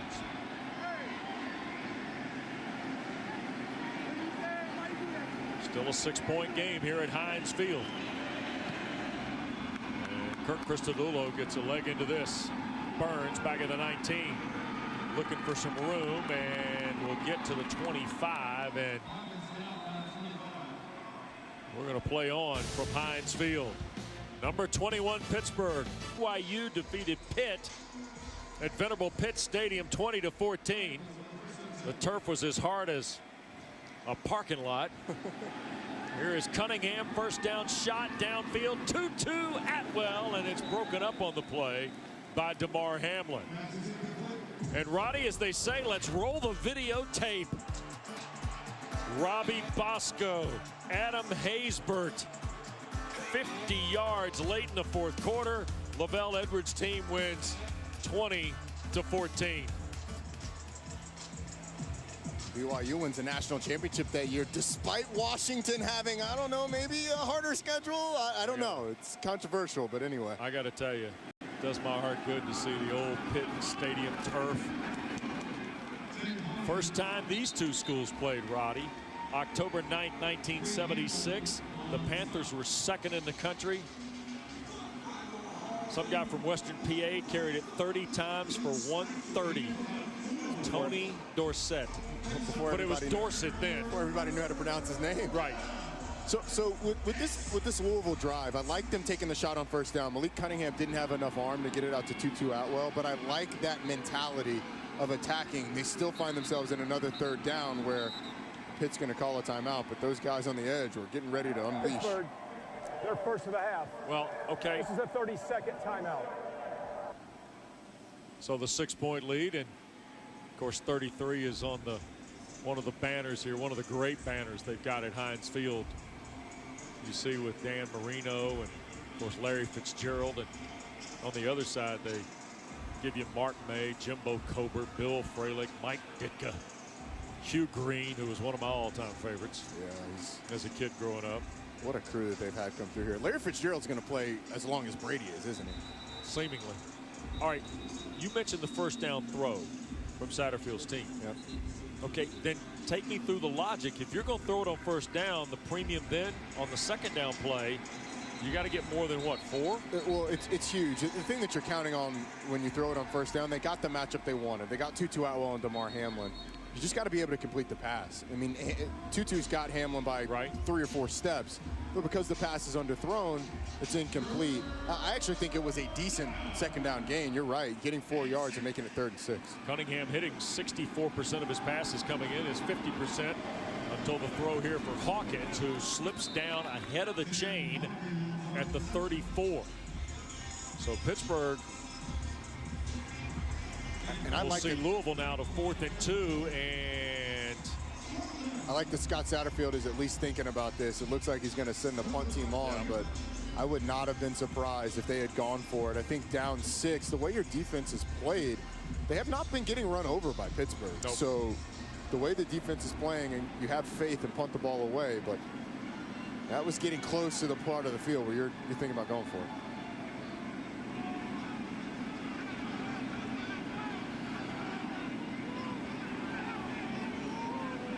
So Logan Lupo going to wait, and now delay a game is taken.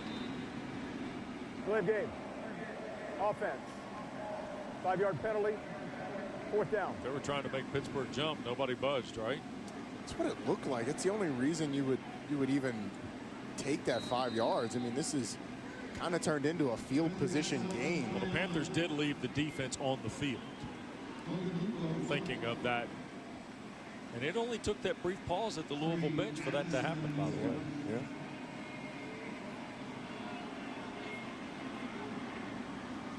And they're still going to fake it. Around the edge they go. First down and more for Louisville. Down the far sideline, Tabarius Peterson, the defensive lineman. Scott Satterfield outthought the Pittsburgh coaching staff there. They left the defense on, and Scott Satterfield wanted to call that fake. So he takes the delay of game for Pitt to put the punt return team on the field and then still runs the fake. That was an incredible series there. A great job by this Louisville offense and a great job by Scott Satterfield of being a step ahead. Fake punt pays off with Peterson. And the drive is alive for the Cardinals, who are down 6. Addison had to come over and take down a big man now, 260 pounds. Who, by the way, could really run. He was rumbling. He wasn't rumbling, he was striding. That was quite the turn of events, because you and I were sitting up here a little confused why you take the delay of game in that scenario, but it's to encourage the opposing sideline to put the punt return team on so you can get the look that you want for the fake. It's just a fantastic job. Tabarius Peterson rumbling, bumbling, stumbling down the sideline. I'd say so. Second down. Now Cunningham to throw. Going to cut it loose for Atwell again, and Tutu can't catch up to it. Pennock was the defender with him. So now right back to 3rd and 6 again for the Cards. If I'm Louisville, you keep going back to it. It does not matter how often you get that man coverage. If you can get Tutu Atwell in man coverage, make them cover him. You're going to complete one of them, so keep putting the pressure on. So 3rd and 6 again. And you have to think it's 2-down territory for Louisville. Louisville 1 of 7 today on 3rd down, Roddy. They came in at 43%. Here's Cunningham on the keeper. Steps out of 1 and will be cut down short at the 31. It's a yard to the first down stake. And if he went for it on 4th and long after a delay of game, you know for sure Scott Satterfield's going to load it up here. Well, the creativity to use the aggressiveness of this defensive line against them. They've tried screens, they've tried little flare passes with blockers out in front. That time they just go with the quarterback draw. All right, both the tight ends have checked in now. Fitzpatrick and Atwell to the bottom of your screen. You see Hawkins and Ford are in the backfield with Cunningham. Let's not forget, Pitt has 12 tackles for loss so far in this game. They have been in the backfield all day long. There's Cunningham, wants to throw, hit as he does. They're looking for Atwell. Incomplete, and a flag will be thrown against A.J. Woods.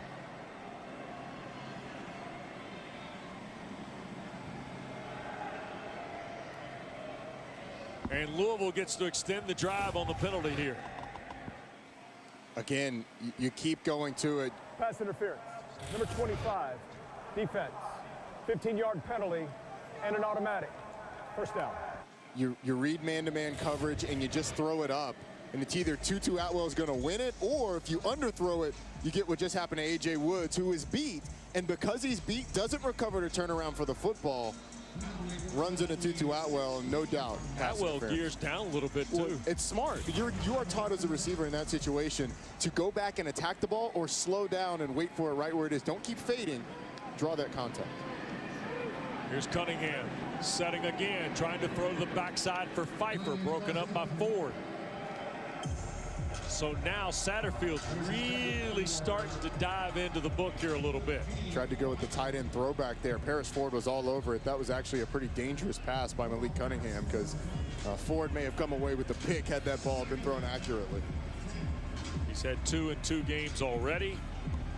He's got 5 in his career, playing in his 25th game today from Steel Valley High School in the Pittsburgh area.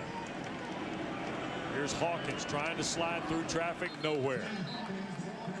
And that is Cam Bright. Wendell Davis not playing today had been a big factor against teams like Syracuse last week, but Bright and Pine, some of these other guys have stepped up as well. And really bottled up Javian Hawkins, forcing another 3rd down for Louisville. So Hawkins off the field. The question is, how many of these plays do you have if you're Louisville, where you can go to, you are almost guaranteeing that you're not going to get sacked, because this Pitt defensive line has been in the zone, if you will. Hassan Hall in the backfield now. Cunningham wants to throw, pressure coming, hit as he does. Atwell caught it. Is he in? Juggled it going through the end zone, ended up on the tarp, and Tutu Atwell might be hurt. Let's not forget, those are seats under there, those plastic seats that are normally fans are occupying. So Atwell shaken up on the play.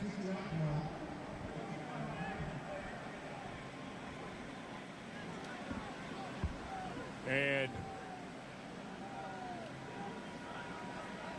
Louisville has asked Turner to come out and try the field goal.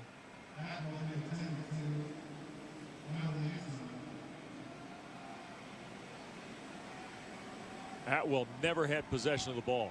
That's a touchdown if you're Louisville, and, and he's able to come up with that cleanly. They go to him again. There was some confusion on Pitt. They were shuffling guys around trying to figure out who was going to cover who. I hope Atwell's okay. He's jogging off the field now. So this is going to be roughly about a 33-34 yard field goal for Turner, who hit earlier today from 38. The holder is Ryan Harwell.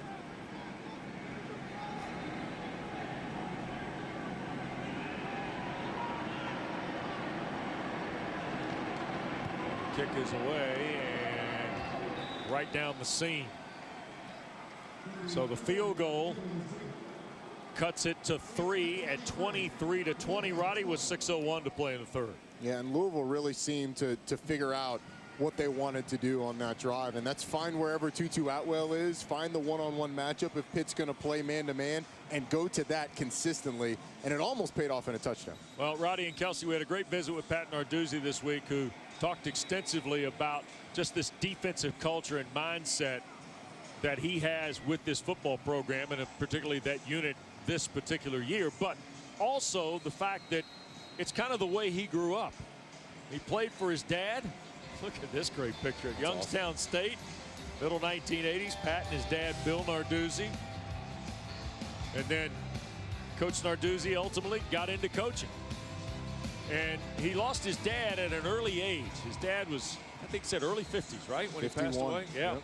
And one of the things that spawned from his dad's early passing was that Pat Narduzzi, I think, and Kelsey, he talked about, I'm going to get my coaches, they're going to get physicals. It's a hard job, right? Here's the kick, and Addison from the goal line. And he will be brought down shy of the 20. Kelsey.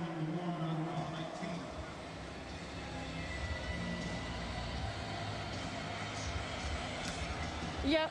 Yeah, Wes, not sure if you guys can hear me, but you teed it up there perfectly. Coach Narduzzi has a history with his father. He had cancer, passed away when he was 51 years old. And so he says coaches don't take care of himself. So he makes all of his coaches get physicals. Well, fast rewind really to last year. And Randy Bates, their defensive coordinator, says he was moaning the whole way down to get a physical. It was at that physical that he found out he had tonsil cancer. It's something that they kept in the team all last year, Wes. Throwing first down to Taysir Mack. Picks up about 9. Kelsey, Randy Bates was unbelievable talking about this with us the other day. He was, because he said it just meant so much to him. Basically, the team was told that he was battling cancer, and they were able to keep it within the family. He said it meant so much to him. He would walk in, and there were days that Paris Ford and some of these other guys would just look at him as he's going through chemo and radiation and just give him a hug and say, hey, Coach, we're here with you. He says it was a great escape for him just to get away for a little while, and it meant so much to the players as well. It's a great story, and Randy Bates, a remarkable coaching journey. And here is Davis spinning away toward midfield before the Cardinals can finally draw him down, Roddy. Yeah, and Randy Bates wanted us to let everybody know that he came here, Pittsburgh, he thought to coach a team, but it was really to have his life saved by the fact that Pat Narduzzi made him go get a physical. So the one thing he told us at the end was, make sure you let everybody know who's listening to go get a physical. It saved my life. And Pat Narduzzi talked about the fact that these coaches often don't want to do it, almost never want to do it, but it is so important. And Pat Narduzzi asked all of us, you going to got your physical? Checking us out, making sure we were good. Yep. Toward midfield, Vincent Davis kind of getting things geared up here in the last half minute of the third period, isn't it? Because Davis now has sparked this Pittsburgh possession. He has, and we've seen Pitt go under center some. I don't know if we'd seen that at all before this drive. Pitt going under center, looking a little bit more like Pat Narduzzi's teams have in the past, and they will take a 3-point lead into this fourth quarter. We go to the fourth quarter, two ranked teams. 23-20, Pittsburgh the lead. Game one of a triple header today on ACC Network, and we have got a good one going to quarter 4. Big plays back and forth. It's not been perfect, but it has been entertaining. Final 15 is next from Heinz Field. It's a great way to finish a super Saturday of ACC football right here on ACC Network, and always available to you streaming on the ESPN app. Georgia Tech, Syracuse at this hour. Duke, Virginia with Chris Cotter, Mark Herzlich, and our man Eric Wood standing by Roddy. And Charlottesville, Texas State, Boston College, Florida State, Miami, NC State, Virginia Tech. Still to come on the card in the conference. Opening play of the fourth, and give you some more Vincent Davis here. Right to the 45 of the Cards. It'll be 3rd and a little less than 5. Question is, what is Mark Whipple setting up here with that I formation? Is it just a change up, or is he working on something for a little bit later? But they find themselves in 3rd down. And Pittsburgh, by the way, is scrapped around a 7 of 14 day on 3rd down. Louisville 1 of 9. And still, this Louisville defense has kept them in the game. Yeah. Only giving up 23. Turner in motion, Pickett push in the pocket, and Turner the catch and a 1st down. Knocked out of bounds and done so over there by Avery. And that will convert it to the 38. That was a nice play call. Just get Turner across in motion, a natural pick on the outside, and you get an easy completion with the rollout. You mentioned earlier in this second half, it'd be interesting if Louisville has to chase. Well, it's a 3-point game. A touchdown here would put them in chase mode, right? Yeah, and it feels like Pitt's trying to shorten the game, going to this I formation, running the football. Yep. Here is Davis banging away, looking for an extra block. Got it inside the 25 to the 24, and a nice run there. Isaiah Hayes the tackle. Meanwhile, Vincent Davis continues to drive the Pittsburgh offense here. Pat Narduzzi has said a number of times he's looking for one of these running backs to just take it, to be the guy. Vincent Davis is starting to look like he's starting to feel it a little bit. Could he emerge and be the guy out of this crew? Well, this young guy from Cardinal Gibbons High School in Fort Lauderdale is just got 14 on that carry and looking for more. Here's a play fake and a boot for Kenny Pickett going to the far side. Made one move on Burns, and Yeast will take him down around the 18. Naked bootleg, right? I know where you're going with this. Pat Narduzzi told us over and over this week that Louisville does stuff like this. He says, who runs naked bootlegs? Right. Well, the first one we see today it's for Pitt. Yeah. Kenny Pickett rolling out on a naked bootleg and getting a nice game. Can I guess that you're going to bring that up in the production call next week? Yes, sir. Okay, good. Yes, sir. Yeah, we're looking forward to seeing NC State and Pittsburgh here next Saturday at noon as well in our ACC Network coverage. Meanwhile, 2nd and 4, and the Panthers now trying to find it. Davis, and cannot get started. Big time play in the back that time. Diaby, who went to Georgia Military College where he played for Burt Williams, has come here to Louisville, taken one of these end spots in the 34 employed by Brian Brown, and he's played well today. Yeah, they don't cut off the backside, and Diaby's able to make the play. But just notice the difference in pace that we're getting from this Pittsburgh offense. They are trying to limit the number of possessions that Louisville gets in this 4th quarter. And if they're able to convert here on 4th down, they're going to, on 3rd down, they're going to continue that. Yep. Snap to Pickett. Back across the middle and intercepted off the deflection. The ball picked off, and that's C.J. Avery working back up the far sideline and across the 40 to the 45. How about C.J. Avery off the deflection? And just like that, the game changes again with 11.5 minutes to play. It's a pretty nice throw by Kenny Pickett, it looked like, and it was Jordan Addison, the receiver on that one, just had to go right through his hands. Another turnover for this Pitt offense, 2nd of the day. Let's see where this ball is. It's a little high and outside, and the deflection makes it an easy pick for C.J. Avery. Not quite as on target as I originally thought, but Louisville able to dodge a bullet. Yep. And a nice return by Avery. So they set up shop here at the 45. Malik Cunningham And this is Hall trying to get to the perimeter, keeps his feet across midfield, and then finally taken down by big Tyler Bentley. Well, a few times today, Louisville's gotten anything going on first down with that outside zone play. A really nice job on that one. Let's check with Kelsey. Yeah, Wes, I just wanted to tell you guys something that I noticed. I'm over on the Louisville sideline, and on those last 2 plays, everyone nearly is on their feet being as loud as they can. This is the first time Louisville has had to play with no one as around, and they said, hey, we'll manufacture the energy we need on the sidelines. We know these coaches definitely have energy, and the players were involved there too. Cunningham trying for the shot and the interception.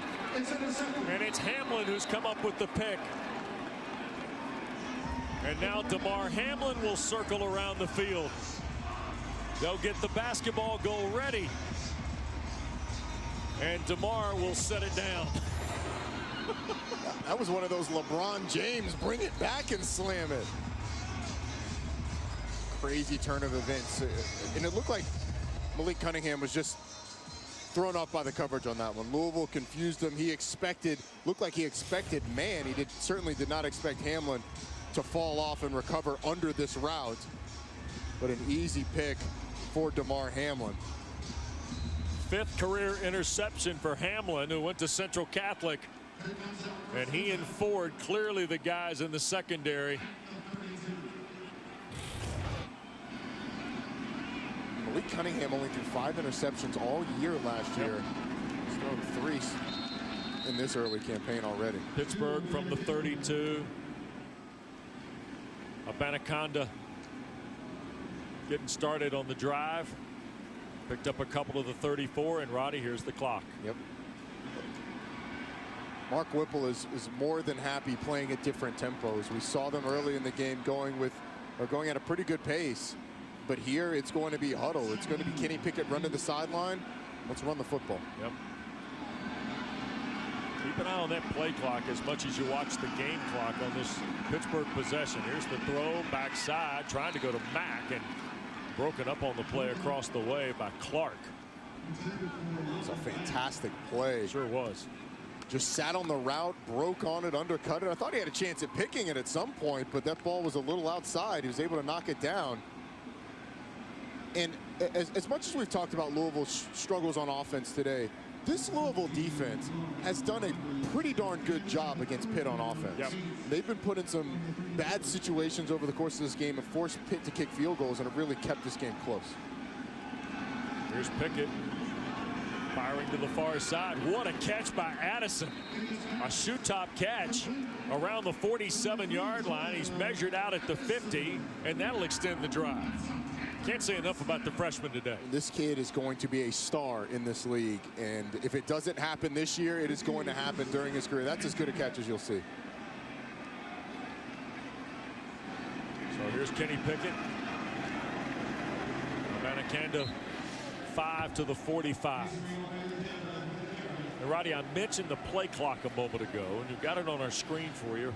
As you see that game clock tick, look where Pitt's snapping the ball. It's down right 12, 11, 10. They're not taking it all the way down. They don't want to mess with their own operation, but they're certainly not in a hurry. Well, again, you just want to limit the number of shots that Louisville's going to get in this one. And if you're able to put points on the board, that obviously makes it tougher, but so does the fact that your defense has played well, and Louisville is just not going to have a ton of shots. As you see, Pitt moves the chains with another first down. Yep, that'll take them up near 150 yards of rushing in the ball game. The Panthers came in averaging 137 through the first 2 ball games. Louisville was allowing 139.5, and now all of a sudden the 8:22 mark. First down and 10. Right around the Louisville 38-yard line in a 3-point ball game.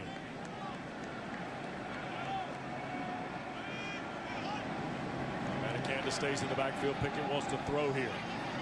Works to the right, and that ball got knocked out of bounds, and then it went out near the 40 or the 39, which would not be a significant loss. Let's see where Stuart Mullen spots it here.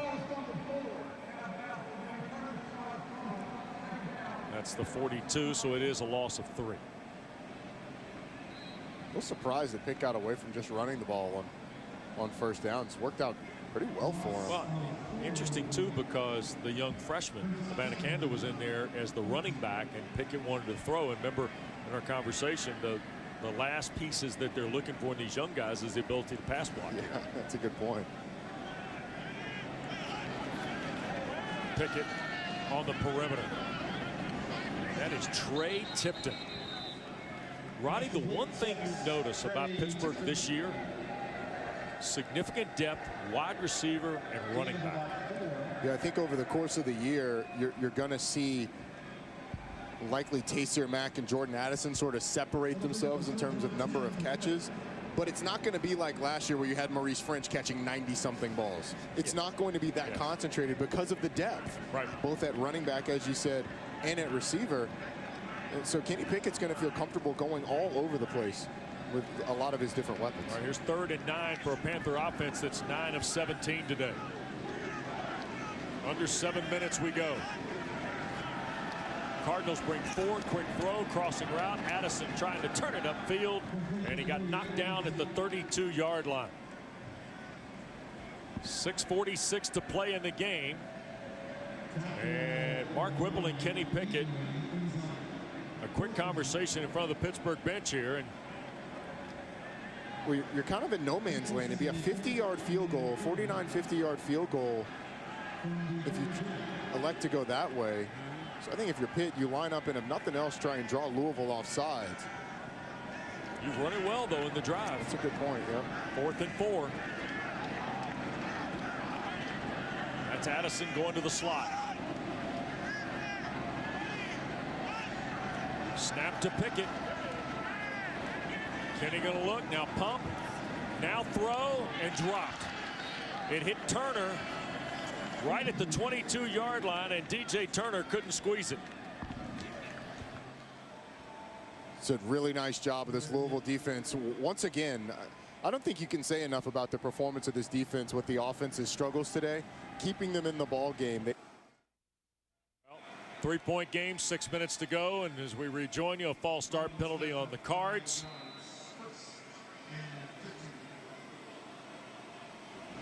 So behind the chain now goes Malik Cunningham, trying to get Hawkins going today, and it's been tough for Javian Hawkins. He did have the one explosive play back late in Q1, but elsewise, Pittsburgh's done a great job hemming it in. Yeah, it's his stat line is going to look like 13 carries so far for about 79 yards. 75 of those came on one play, so that average of 6.3 is a little misleading. Right. You talk about Javian Hawkins there. 2nd down and 13. Here's Cunningham trying to work up the field, and whoa, got away from one, and then the traffic really got thick. And number 12 was right there. Paris Ford along with DeMar Hamlin. Have not called Paris Ford's name aloud. It's been more DeMar Hamlin today, but Ford has been all over the field, especially in the run game. He and Hamlin may be the best tandem of safeties in the entire conference. Yep. One of the best in the country. They complement each other so well. Ford doing a lot of the stuff to the boundary in the run game, and Hamlin, as Coach Narduzzi describes it, one of the best cover safeties in the country. 3rd down and 7. Under 5 to go. Cunningham put it up for grabs, and it was caught, but shy of the 1st down. Pfeiffer, the tight end, but was Malik Cunningham in the grasp? He is down on the play. And a timeout asked for by referee Stuart Mullins here. And Wes, I'm not sure he started the game with that knee brace on. I think that's something that's new over the course of this game. A great play by Malik Cunningham of getting the ball out. Well, now, Roddy, an interesting situation. He's got to leave the field for one play. Yeah, unless Scott Satterfield will elect to take a timeout. And, right. And on a 4th down, I think it'd be worth it, if he can, if he's okay, to take that timeout. Meanwhile, Evan Conley looks like he's getting ready to warm up across the way. And Conley, the sophomore from Kell High School outside of Atlanta. He was the hero of the Wake win last year. Remember late in the season? Yeah. in Winston-Salem. That was a heck of a ball game. Yes, it was. Like arena football on field turf. It certainly was. I'm a little surprised to see Scott Satterfield punting the ball away here down near midfield. But he knows Pitt's going to run the ball, and he's got 3 timeouts. Yeah, but you're really counting on stopping Pitt. Right. Pretty quickly, because they're going to go into their they've been in their 4-minute offense the entire fourth quarter, it seems like. Pittsburgh's leaving the defense on the field. That got punted away toward Addison, who will make the fair catch. We'll take a timeout. And B, he didn't want them to have an emotional reaction quickly that they could not act on later. So they have this plan that they have enacted throughout the season, and we will continue to see things like that from these Louisville players, guys. Here is Pickett and the Panthers to work, and they give it to Turner on a little sweep around the edge for 5, 10, 15, knocked out of bounds up around the 40, 41-yard line. And Kelsey, it was really informative to visit with Scott Satterfield just about kind of how they were installing all of this. Yeah, you know, one of the things that they've done is every Monday they release videos on social media from different position groups of what their thoughts and feelings are surrounding social injustice. The other thing they do is they bring in speakers every Monday, and some of the players told me that has been incredibly impactful because you're hearing from people who are in all different walks of life and getting their perspective, not just on social justice, but what these guys can do to be better men all around. So definitely making an impact for these Louisville players.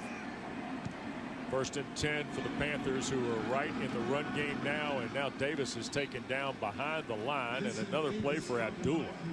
Yasir Abdullah has had a whale of a ball game for Louisville defensively today, and been involved in a lot of pivot plays in this contest. Yeah, he certainly has. Well, Wes, I want to touch back on Sure. what Kelsey said with the 10-point plan. I think these players feel such weight to be able to speak out and to help because of their position and because of who they are in Louisville. And so I commend Scott Satterfield for taking that approach. We've seen the tangible things, and you saw at the bottom there, the last one was allow time to go out and vote, and the education that comes with that and the responsibility is something that we should all take advantage of. Here's Davis, hemmed up pretty quick.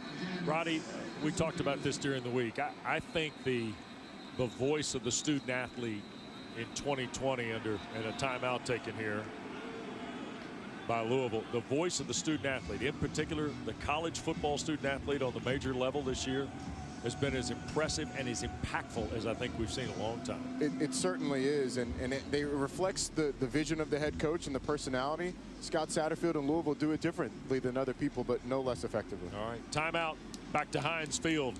3-point game with 2:35. Point game. Kenny Pickett's got the freshman Vincent Davis with him, or sophomore Vincent Davis with him in the backfield. And they are going to throw here out of the timeout on 3rd down. Going to take the shot for Addison over the top and incomplete. Isaiah Hayes in coverage for the Cards. And Addison actually had a shot at this ball before Hayes got over there, went right through his arms, and it's interesting. I mean, that ends up being not a bad shot because you have Addison open, but Kenny Pickett had a receiver open underneath that would have been a safe completion, would have kept the clock running. Right. It probably would have ended up short of the 1st down, but opted to go for the shot, and now Louisville's going to get the ball back with around 2:20 left. And not having to call the timeout, Roddy. Rajay Burns will wait. Kirk Christodoulou the punt. And it's a good one. Hangs it high to the near side. Fair catch made inside the 20, around the 17. 2:27 to go. Pittsburgh trying to get to 3-0. Louisville trying to get their first conference win. 2:27 to go. Number 21 Panthers lead number 24 Louisville by 3. Malik Cunningham cut through, runs through one tackle, and picks up the 1st down at the 28-yard line. So Cunningham shaking up on the last drive, back in there, and scampers for 11. A nice gain on 1st down. And Wes, of course this game comes down to this matchup. Didn't necessarily think it'd be 23-20 when it did. Right. But you get the powerful offense against the defense that has been all over Malik Cunningham today.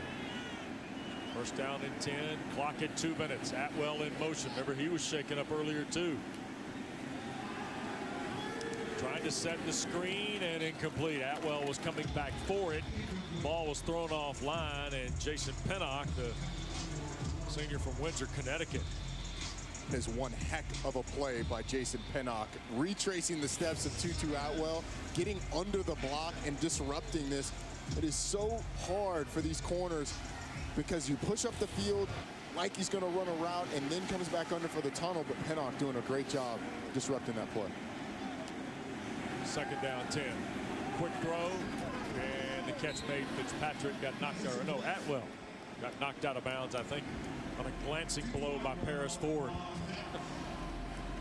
Well, on the first play where Malik Cunningham scrambled, that looked to be one of those plays where Louisville wanted to take a shot. That was a smart decision to go with the safe play to cut down the third down. Yep.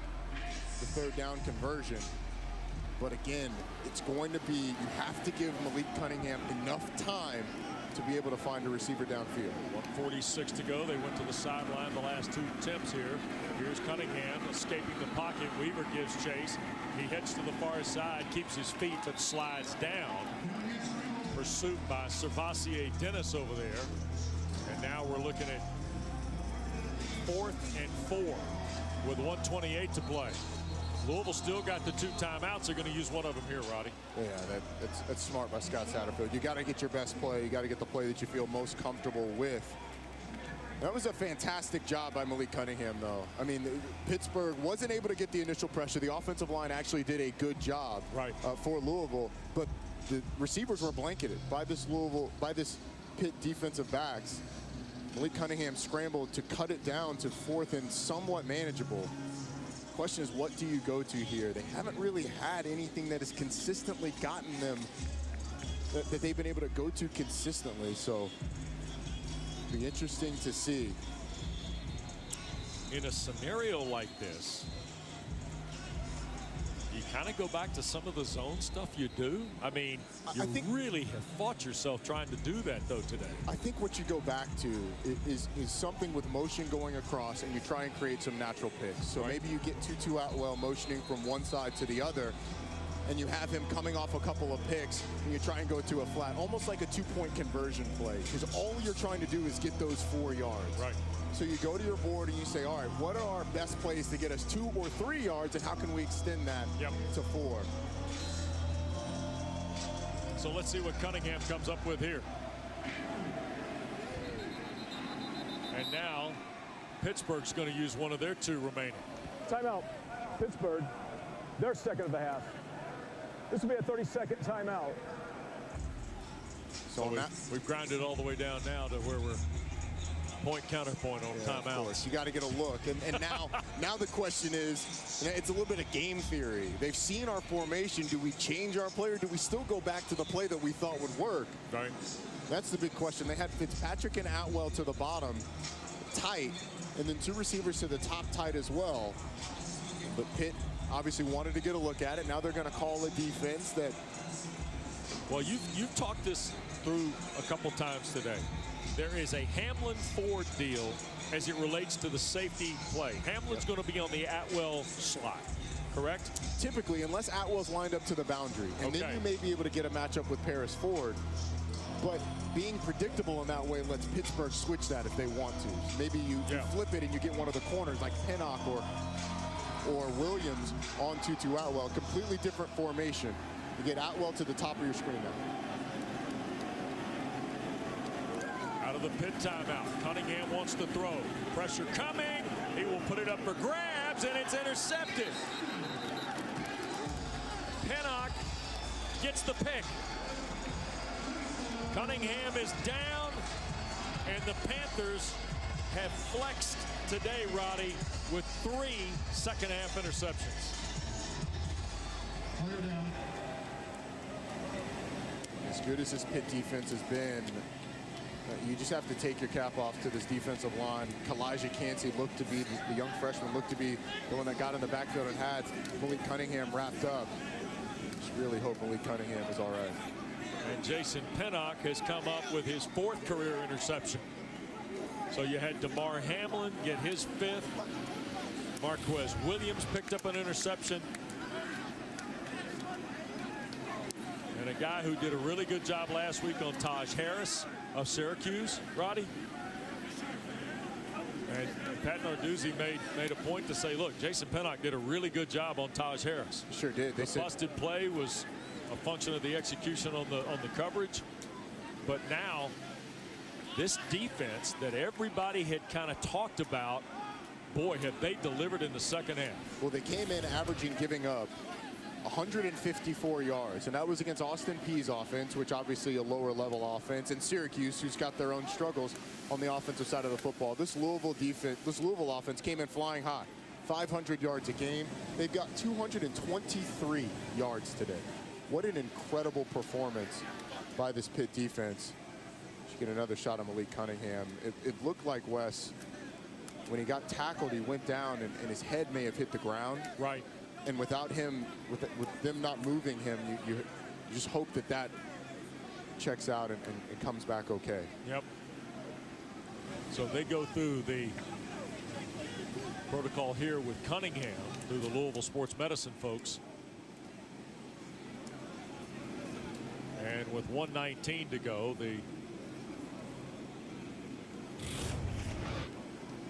here's a replay on the Cunningham simply trying to get the ball out.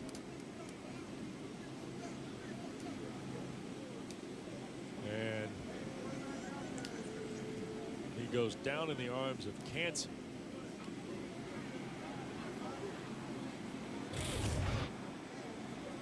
And they look like they are going to try and, in this process, they're turning Malik Cunningham over. Yep.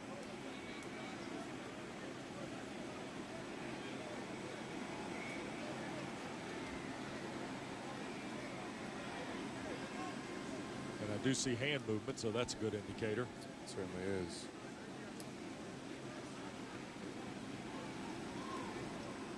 And I imagine we're going to see before they move it, they want to make sure they're absolutely in position to do so. So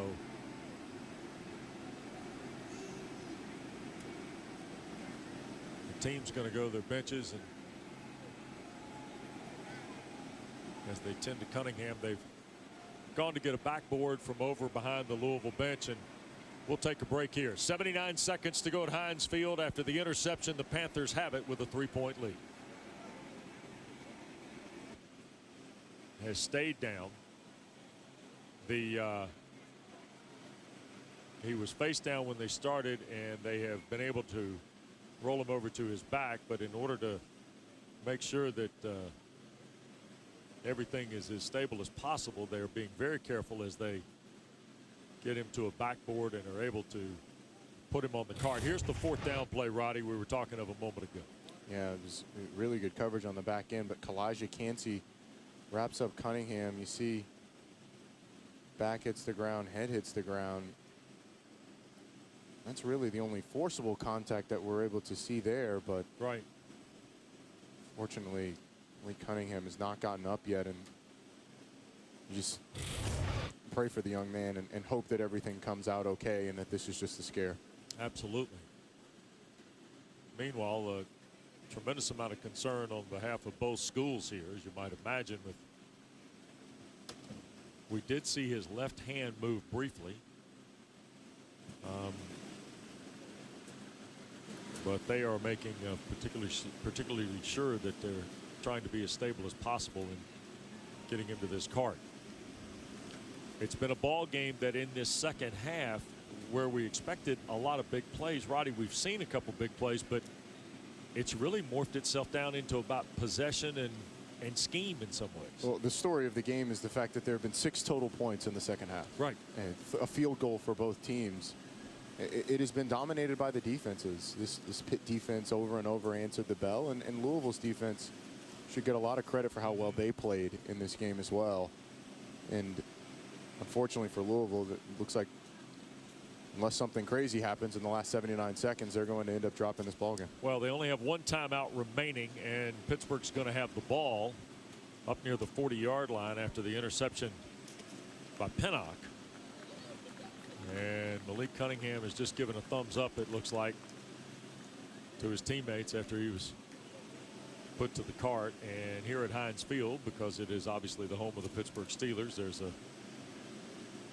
they can at least do some of the preliminary examinations with the Louisville sports medicine folks and get an idea. And then if they need to, of course, the folks at UPMC, what a tremendous facility it is, not only for situations like this, Roddy, but the work that those folks are doing now as it relates to the pandemic and the coronavirus. So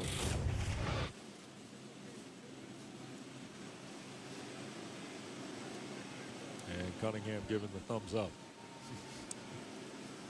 But you see they have the neck brace on, they cut the jersey off, things of that nature, which is kind of the protocol for head and neck stuff. And